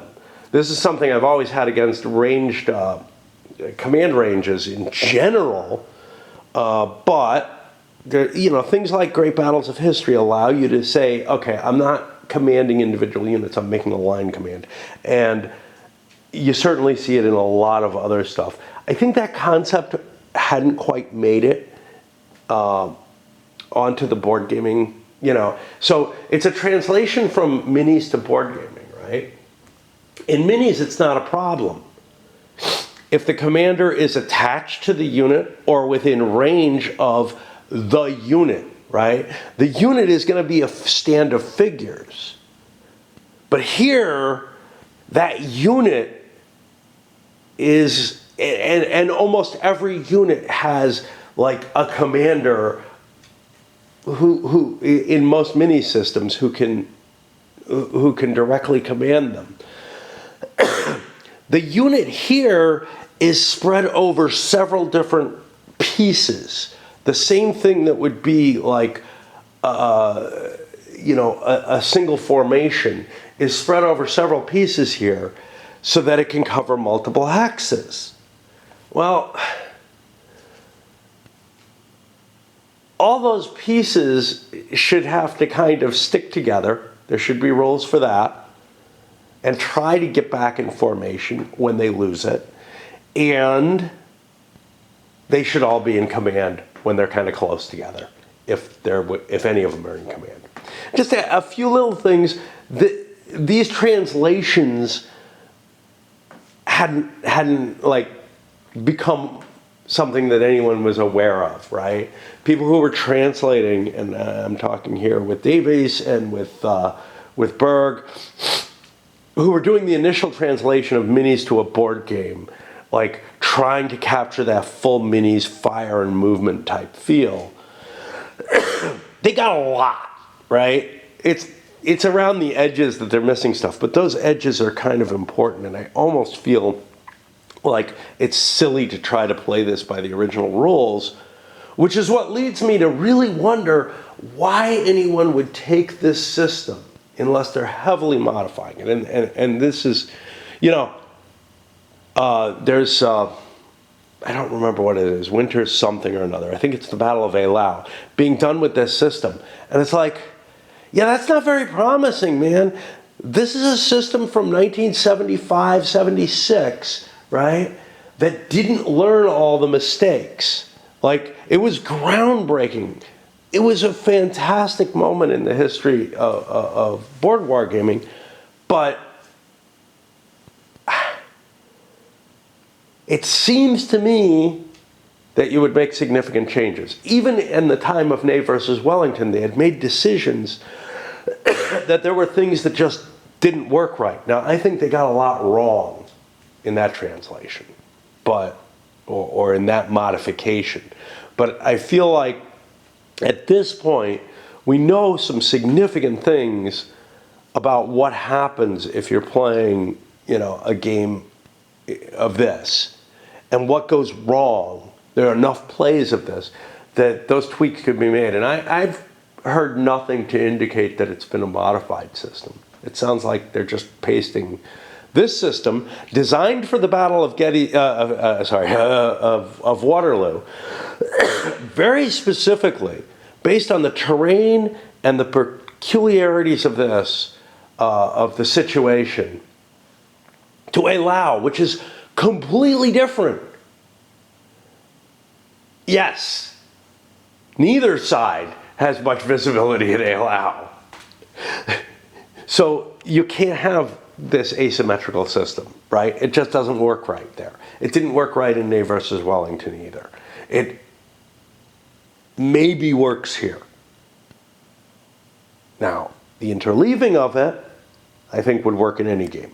But you got to make it symmetrical unless you're looking at this battle or something that is such a close analog to it, where one side has visibility and intelligence and the other side has to do the attacking. That's the only way. Those two issues are really what drive why the asymmetrical sequence of play works at all. And it's really kind of a means of avoiding having to make special rules for both of those circumstances. Here it is, I guess the last hour of Monday, and I'm up to do this. This cav charge I had to do some lookup for. Because, I'm like, can I do something to get around and hit the flank? And actually I could. I can move to here, turn, disordering, and then hit him in the flank. Disordering, but not in a way that it won't end up routing me. It's not like sometimes double disorder will rout you. In these cases it won't. And that's fine. But there's something kind of ugly about that, which is that from here to here, I'm exiting a minimum range fire zone, so I'm going to take the shot anyway. I'd take potentially 2 shots coming in otherwise. But it's my best option, right? But then I immediately think, well, if I can kind of curve that way, why can't I curve this way? Yeah, there's a prohibition about leaving the charge zone, which I should have remembered. You can only leave the charge zone. And this is why the Ney versus Wellington rules are so kind of cryptic, but so are these. But these have an example showing you what's meant by them. Ney versus Wellington doesn't because of space issues. The intention is you have to stay in the charge zone until you have follow-up attacks that force you out of it, basically. But that's something completely different. Anyway, so that's what we're going to try to do there. After all the calculations, the morale differential ends up at -2 with a 400% attack, so I succeed in taking the space.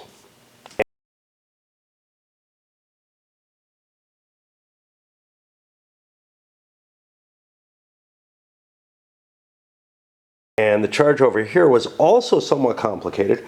First of all, the Dutch moved into my charge zone, so I no longer had to hit this square, which I was kind of set up, and it looked like I was going to have to hit. Nah, I ended up hitting a line instead. It doesn't get a chance to defend itself particularly well, but the fire coming in from the artillery ended up knocking out the leader. So I don't count his bonus, whatever. Again, that's me making optional rolls, I think. Otherwise, you send a leader with something, and whether he dies or not, it doesn't make a difference. And 2 casualties.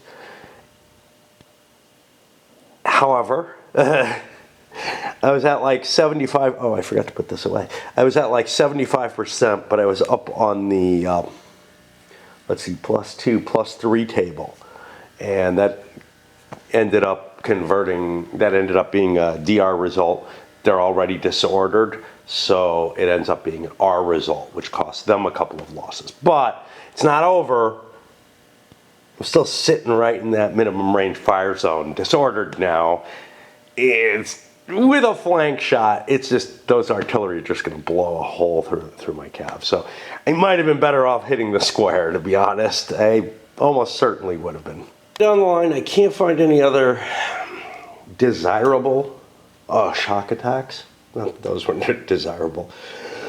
In both cases, I would have rather not make them. Although I'm okay with the artillery. That actually worked out pretty well for me.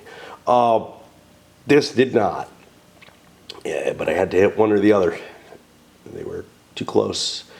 And you know, the charge zone is very, very tight.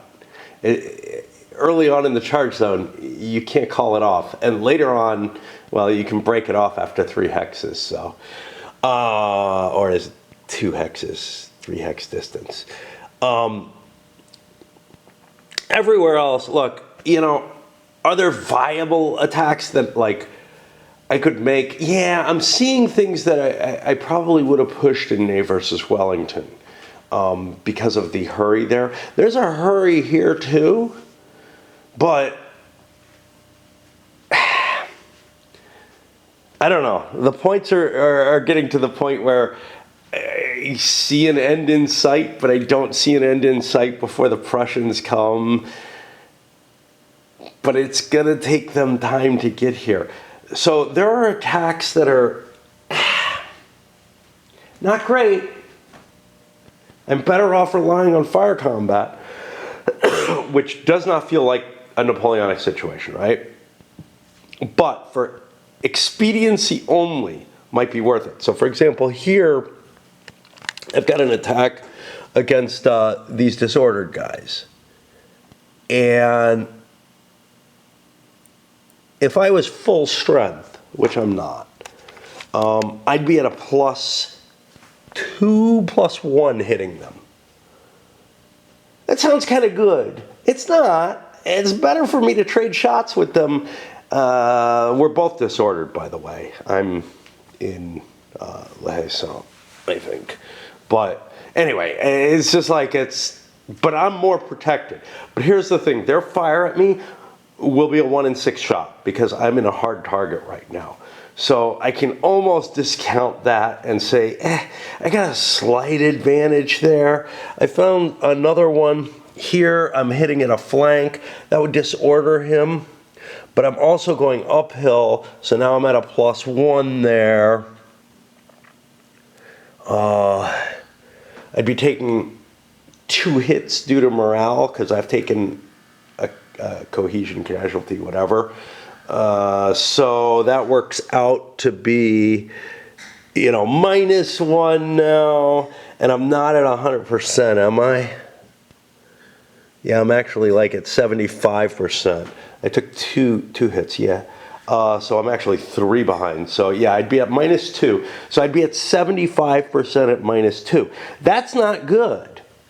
But if I'm really, really pushing for time, like if it was if I don't get these points, I lose the game, so I might as well start taking some high-risk shots. Yeah, maybe it would work, right? The trade-off isn't good, but maybe I need to break the Allied army. So if it was a really, really close point total to the Allies going into the toilet, but they've got 100 points. I'm not gonna break their army before the Prussians start showing up. Is it worth it anyway? Well, yeah, again, I need my points to face the Prussians if they're coming on the board. And there are quite a few like that, where it's like, yeah, I could trade off and probably, you know, take 50%, 75% more losses. And those are the good attacks, you know? All right. I'm feeling well enough, I think, to do at least the artillery fire. Moments where I felt like, yeah, there aren't a lot of artillery fires. I have to hunt and pack. A lot of them end up coming up, hey, he can't fire, he's out of ammo, or he doesn't have a crew. Well, they don't have crews are pretty obvious. I make them obvious. But out of ammo is not obvious. Out of ammo without a crew is also, looks very much like a gun without a crew that hasn't expended any until you paw through it. So I had a lot of picking through. There was a lot of damage this time from artillery fire. It's kind of funny, they both started on the same side. I don't think, maybe there was one, yeah, there was one place at least where there was artillery firing on artillery, but I don't think the timing was that. I mean, the timing would have been completely different if the French, so they both started on that side. The Allies got the advantage. If the French started here, I don't think they would have gotten the advantage that they got. But yeah, anyway, that Cav unit got busted up. A number of other things got shot up pretty badly. Right now, we're looking at 99 to 169. So still that 70-point difference. You know, it's not really changing there. But yeah, things like fire against squares and stuff like that happened over here. Just cool shit that's happening. But yeah, you know, there's just too much packing, too many things. I need a break after I do every single element in the game at this point, basically. Like it used to be I could do the infantry and artillery together, or the shock and artillery together, which I just did. So that's not too bad, I guess. I did two. We're getting better. Oh, back up here, I guess it's, Jesus. It's gotta be Tuesday, huh? I can't pay attention to anything anymore. Anyway, since I promised myself I would do the infantry fire phase before I go to sleep. Raid has been, I mean, it always is demanding, right?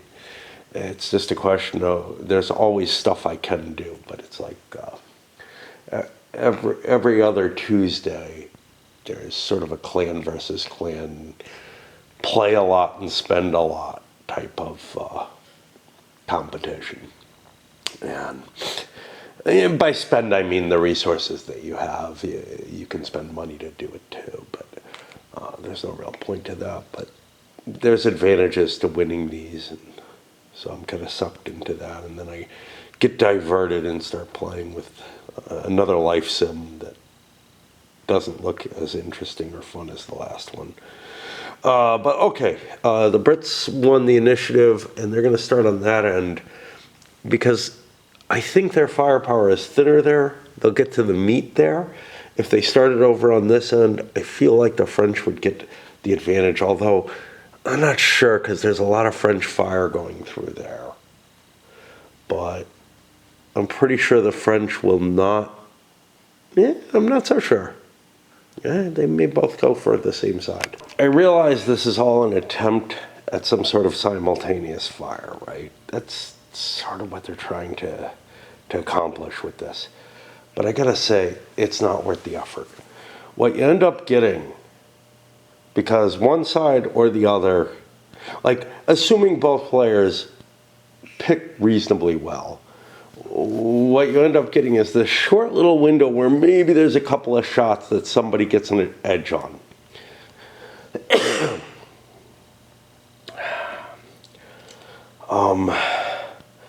I don't see a way of getting that effect, which is the most common, out of like one, roll and one side just gets initiative across the board, the other side gets initiative across the board, another side. But you know what would actually work almost as well?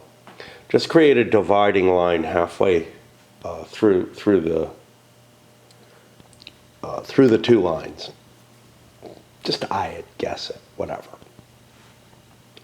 Put that down. Roll for initiative.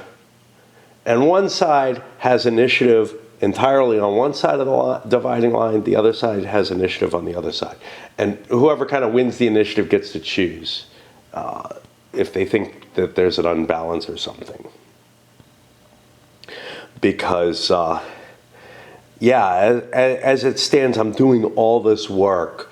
Now, you couldn't do a one side just has initiative everywhere, because that would not give you the same kind of results. But I think you'd get pretty close to the same results if you just agreed where the dividing line was, more or less.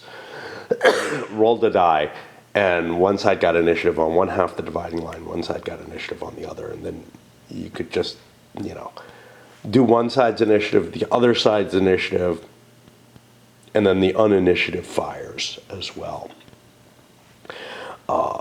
So that you could do them all in a clump. As it is, okay, it's definitely a solo thing that I have to walk around the table again and again and again. Every single shot means I'm switching sides of the table.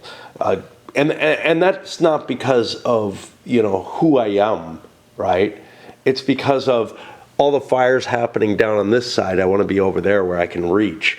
All the fires happening on this side. Now, when it gets to the middle, but it's a little closer to that side. But there's very few places where I'm like stuck with, that's just worse. Like, it's pretty much better from here over to be on that side of the table. And that's about where the midline is at this point. But that's just coincidental. But even if this was an opposed game,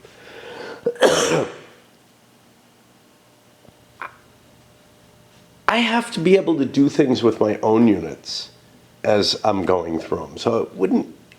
I guess my opponent could fiddle with my units and put the strength point markers in and whatnot. I've seen people doing stuff like that. I don't know. It's not that bad. You're close enough. You should be able to tell how large the enemy force is. So I don't see any kind of fog of war type aspect to that. But it would mean then that, like, if that were the case, say the Brits are sitting on that side of the table, they'd be more aware of the entirety of the situation on this part. And the French will be more aware of the entirety of the situation on this point, which isn't exactly ideal either, right? So, yeah, I just don't know. And this constant switching of focus back and forth is still going to be there, even if you don't have the walking around around the table.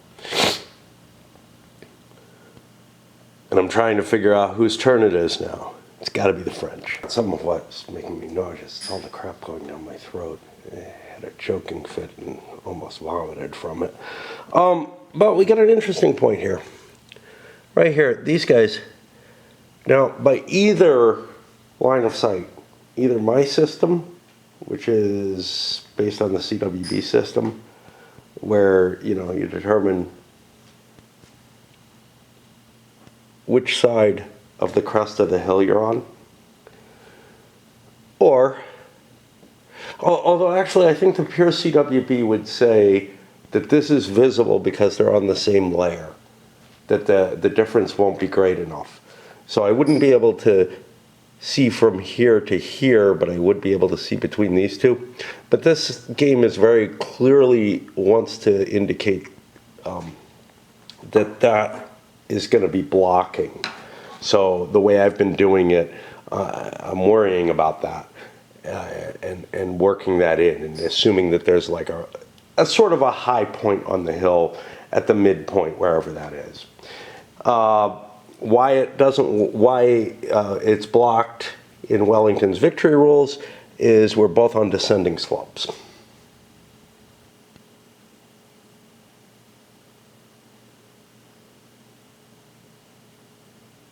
I believe.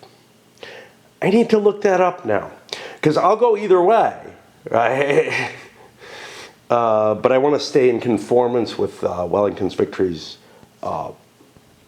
line of sight rules as much as possible. But I believe the descending slopes prevent me to see something in my own level that this is blocking terrain just because of the rise of the hill that's there. They're both on descending slopes. That's the key issue here. If only one of them was, it wouldn't be. And that brings something to mind, which is, and that's actually what I'm going to follow here. It brings something to mind, which is that, yeah, even if this was the high point, it might not always be blocking terrain, right? So I don't want that midpoint thing to be a definite blocking terrain. Because there's slope, the slope is gradual, right? Therefore, it wouldn't always be high enough to block between two units. But here, we're looking at a distance change from here of 10 meters. It's a fairly steep hill. So I'm not going to be able to see over the crest and see those guys. This is important. I think it was the French fire, so I'm going to shift the French past them. But what it actually means is now I'm freed up and I can do one side or the other, because these were the two units that are facing each other. The French would get the first shot, but they're not going to actually get it. And now I just, make my decision as to which one I want to follow through the rest of the way. So if it's the French, I'll just be following this way. If it's the Brits, I'll follow that way. And that's about the end of the line here. The Allies managed to get some successful shots in here, breaking up some of the attack that was coming through here. A couple of units routed. It's looking a little bit more solid, a little bit more protected than maybe it did a little moment ago. The flanking attack over here, that kind of failed. It still gets more shots later, but nothing too exciting happening over near the Hougoumont. We're hitting an Allied rally phase, which means those are going to be without ammo for a while, which gives the Allies an opportunity, if they could get it, of getting out of there, but they don't get a movement in that phase. Let's take a look at the points. So 160 to 90, still about that 70-point difference. And 90 is, I'm starting to get to the point where I gotta worry about routers. I still think it's somewhere under 30 points of routers, so I'm not that worried. But yeah, it is indeed, as Wellington put it, a close run thing here. The line's not changing that much. Is there some dramatic move I could make? Launch a Ney-like cav charge to break the Allies or something along that line? I don't really think so. I don't really see it.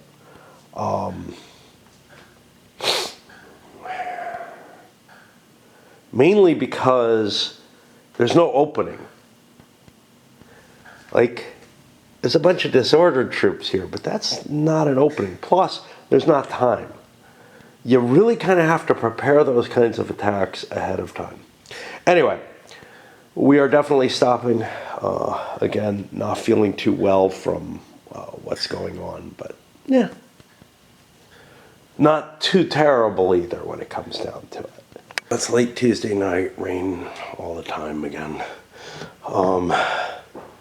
Having a real hard time making it up here, both because of the illness and raid and my sleep schedule and stuff like that. But anyhow, also beginning to have premonitions I won't make it through this winter, so I want to try to push myself to get a little bit done each day. Unfortunately, I thought I was further in the turn. I thought I was on the movement part of this. But anyhow, Allies aren't going to command any troops to add to their point total just before a turn in which they have to pay. Again, weird gamey stuff bothers me not as much as it would have at one point in my life. But I do have to look out for cav charges, so I'll be back after something. Basically, two areas of the map where there are cav charges possible. One is over here, and I think Those are broken up and unavailable, but I'll look again just to make sure. The other is over here where I've got one I could do. It would influence one cav unit that's disordered. Might route it. Doesn't really seem like it's a worthwhile expenditure to disorder my cav. So I think we just go to rally. Interestingly, the only thing that impacts your rally for disorder, well, for either really in a way, is fire zones.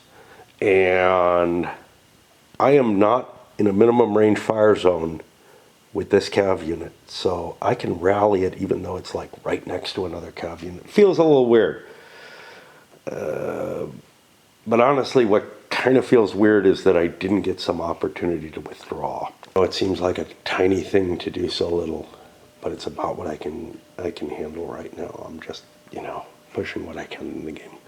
Anyway, I assume I'll be up a little bit later at some point. Too much later and up here for the French movement. What I might notice is skirmishers aren't playing a lot of influence in the game outside of at the Huguenot and, where there's terrain. Where there's terrain, they're fantastic. And some of that is, I gotta throw them all into there. It's absolutely vital, right? Which means it's not a believable situation, to tell you the truth. My understanding at Waterloo is that armies deployed as they normally would. But there's also a facet of the game system itself. Skirmishers aren't that big an advantage if you're not in good terrain. Do they provide a screening effect? Yeah, but it doesn't allow you to get closer, right? It allows you, it prevents you from getting closer. Because if you've got a pad of skirmishers and your opponent has a pad of skirmishers, neither of you is going to close with the other. And there's nothing like, in Viva l'Empereur and in Napoleonic Brigade series, in both cases, skirmishers get pushed aside by real units. Too much? Probably not. They get their shot. Their shot isn't all that effective. It's not terribly effective here either. But they basically get their shot. And there's also like no stacking of skirmishers to create uber units like there are here. Now again, these might be designed for the specifics of this battlefield and for the Huguenot in particular. I feel like something else should be present for that. Like that those aren't Wrigley skirmishers. Those are formed units that have been broken down because of the specialized terrain there. Just like light infantry might be broken down to operate as skirmishers in the woods or whatever, but maybe with a greater density, I don't know. But with more effectiveness is what's being tried. So instead of creating like a different type of thing to handle these assaults, which don't feel proper anyway, we're not seeing any assaults because it's impossible to attack skirmishers with melee. It really basically just is. And that's where the problem is. There's no way to push the skirmishers aside. Getting on the -2 or better table is really hard against them. Like, you're probably looking at a 50-50 shot if you try to charge in, which is just not realistic. So the skirmishers, which feel like they're a major factor in the system, are actually really, really ineffectual at doing what they're supposed to do. Are they able to do other weird things? Yeah. They can stand off at 2 hexes and trade shots with real units and basically break those real units. So that's not gonna be sufficient for the French to win, break the Allied morale, and it essentially doesn't provide a lot of defensive bonus. It provides some. You can see the defender throwing out a pile of skirmishers as well, and then the skirmishers just duel at a 1 hex range from one another. But they prevent any kind of real unit contact from ever happening. Because as long as the defender has skirmishers, the attacker doesn't dare attack, right? Like, they're not going to have better firepower on the skirmishers in general. Let's look at a French line. A French line here at medium quality against skirmishers needs a 4 or better to hit. The skirmisher, say it's just a single one against the French line, only hits on a 5 or 6.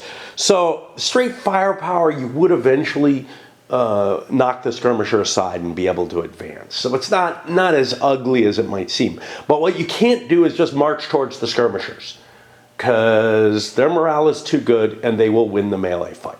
You will not be able to enter the melee, or at least enough times that it's just not worth it.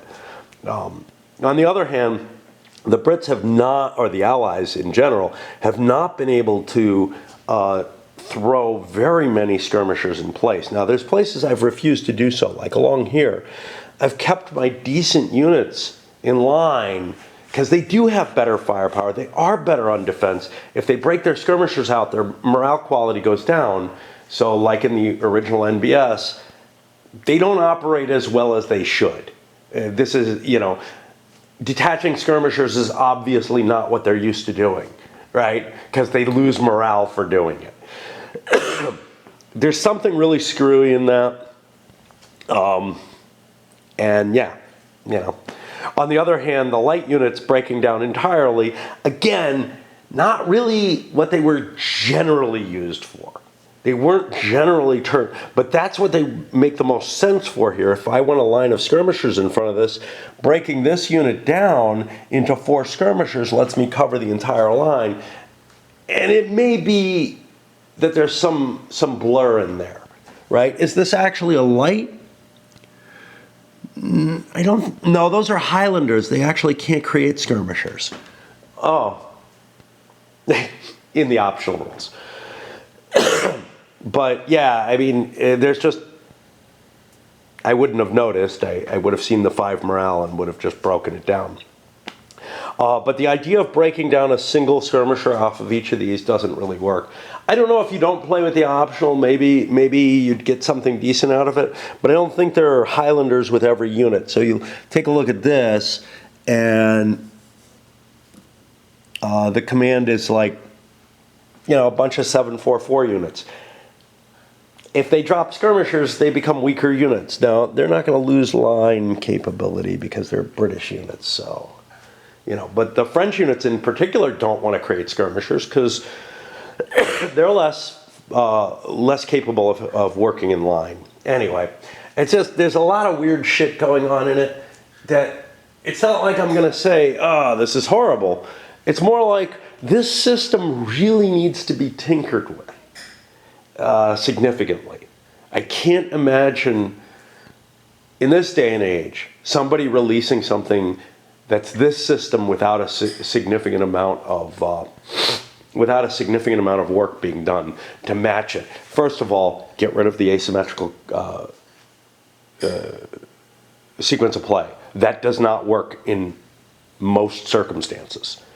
It is designed for Waterloo. But also, there are a number of other things, and I get the feeling that Winters whatever it's called, that's based on this is actually just a port of this entire system, maybe with some errata cleanups and stuff like that or clarifications, but it's just not up to snuff. Now, for its day, yeah, it's pretty impressive. But there are better systems out there. I don't know why anyone would re-release it, except that people remember this, okay? And they're like, oh, it would be good to have another big battle in that system. I liked that system. Yeah, but there are better Napoleonic systems out there. And I would argue Labatt is probably better too, for all my gripes about it. Although, I don't know. It's pretty piss poor, to tell you the truth. Some stuff in the backfields to move back here. Some 6th Corps stuff that I have to figure out what the hell I'm going to do with. Probably push it this way. Oh, and I've got the 1st Corps stuff. Probably push the 6th Corps stuff more in this direction. Even though there's fighting here, and I was kind of intending to plug some of the holes there. I think it's of value to me to get the troops over, to get enough forces over to deal with the Prussians. I probably don't know exactly what Prussians are there. That's good, because personally, I certainly don't know. I'm saying Napoleon probably doesn't know exactly what's coming when. I just know that they're getting close. We had something interesting happen over here. There were a couple of guns that were no longer crude. I guess they were more refined. And just ran into them, and now I'm getting a flanking attack in there. Sure, I'm disordered because I went into the brush, but getting flanking attacks in there. Ooh, this guy actually probably should have rallied. There was somebody who had like a flanking attack who it wasn't him. He withdrew from here. This guy might have rallied. It wouldn't have happened now, so I'm not going to worry about it. I don't know when he became disordered, but I may have missed rallying him because he was adjacent to an enemy unit, and like I just don't think to look too carefully, even if I am aware, which I may not have been. But anyway, here we managed to run into a couple of guns. That took another 6 points off the British. They're at 84 now. Shifted the cav. These guys are in a lot of trouble there. The French have them kind of surrounded, which is not good. I seem to put myself in a position where I'm going to take some sporadic fire in my ass, which probably isn't too hot either. Yeah. Having some issues trying to find units, commands, and whatnot. Oh, I got a bunch of commanders here I got to figure out what I'm going to do with as well. They're unnecessary right now, and I have an overload of commanders over here, so I want to get them somewhere where they're going to help, but I don't know quite where that is yet. Bathroom up here is kind of weird. So I have this heater, which I don't really need to use because plenty of heat comes up. Right now, it's not that cold, and the baseboard heaters down there, they heat up here. There's nothing to heat down there. Like, there's this fan, but I don't have, it no longer works, which I think would help force the heat down. I think that was its purpose, but somehow in cleaning it, I managed to pull the chain and turn it off. And now I can't get at that chain. The same thing that I can do to clean it, I tried, but I couldn't hook it and get it to work right. But in the bathroom, my bathroom downstairs has a heated floor. I thought this had the same. It doesn't. It has some sort of ambient heating though that's similar. Maybe it's coming from the ceiling or something like that. But it's just like, I turned the heat on there to test it because I thought it was broken because the floor didn't warm up. I really miss the heated floor. Like, the heated floor downstairs is so awesome. If you ever like are remodeling a bathroom and you have that opportunity, go for it, man. I know it's kind of expensive, but wow, what a great thing. I wish I would like to get it in my kitchen as well, but I'm not the person who arranged for it or whatever. It was built that way. Just like this one with its ambient heating, whatever that is, which is also kind of neat because there's not a baseboard heater that's like clicking away and making all kind of noises. The room just gets really, really warm when you turn the heat up. And it's really, really neat. But the heated floor is just so wonderful because when you step on it, it's just like, oh, that's nice. Hey, it's because I don't wear shoes. Anyway, let me get to those other units. Oh, using Grand Tactical Movement or whatever. Getting quite far across here. 6th Corps coming over here. 1st Corps stuff going over there. I'm not worrying too much about their command orders in terms of where their commanders are, which will probably cause a nightmare later. Over here, this excess of leaders is hard to deal with. I kind of don't have anybody who doesn't belong there. I got Riley, but I don't have anyone who can command, like, I mean, I could do something like send the 3rd Cavalry Commander away, right? But, or the 11th 3rd Cavalry Commander. And they would be useful. I can get rid of at least one of these, I guess. I'm going to get confused because he's nowhere near his command if he goes off over there, but I need commanders elsewhere, and I don't really need them here. So even though he's in charge of the 3rd Cav, and the 3rd Cav's all the way over here, but I'm going to leave the other ones because, well, Cav is a pain to cope with in a lot of ways. What's over here? That's Imperial Guard stuff. Can't play with that. Do I have any? I have 3rd Corps, which is not 3rd Cavalry, but is just like a Cav unit here. 1st Cav. This is 4th Cav. Oh. That 3rd might be 3rd Cav. I don't know, but I've got Nay there to commandeer it if I want to.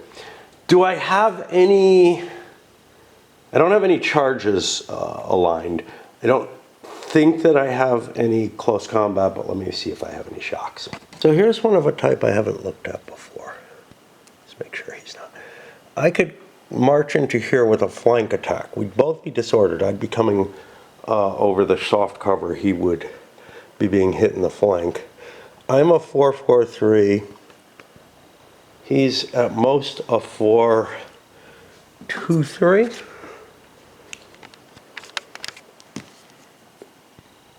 Most. He's a 4-1-3, okay? So I'm at +2. One goes away.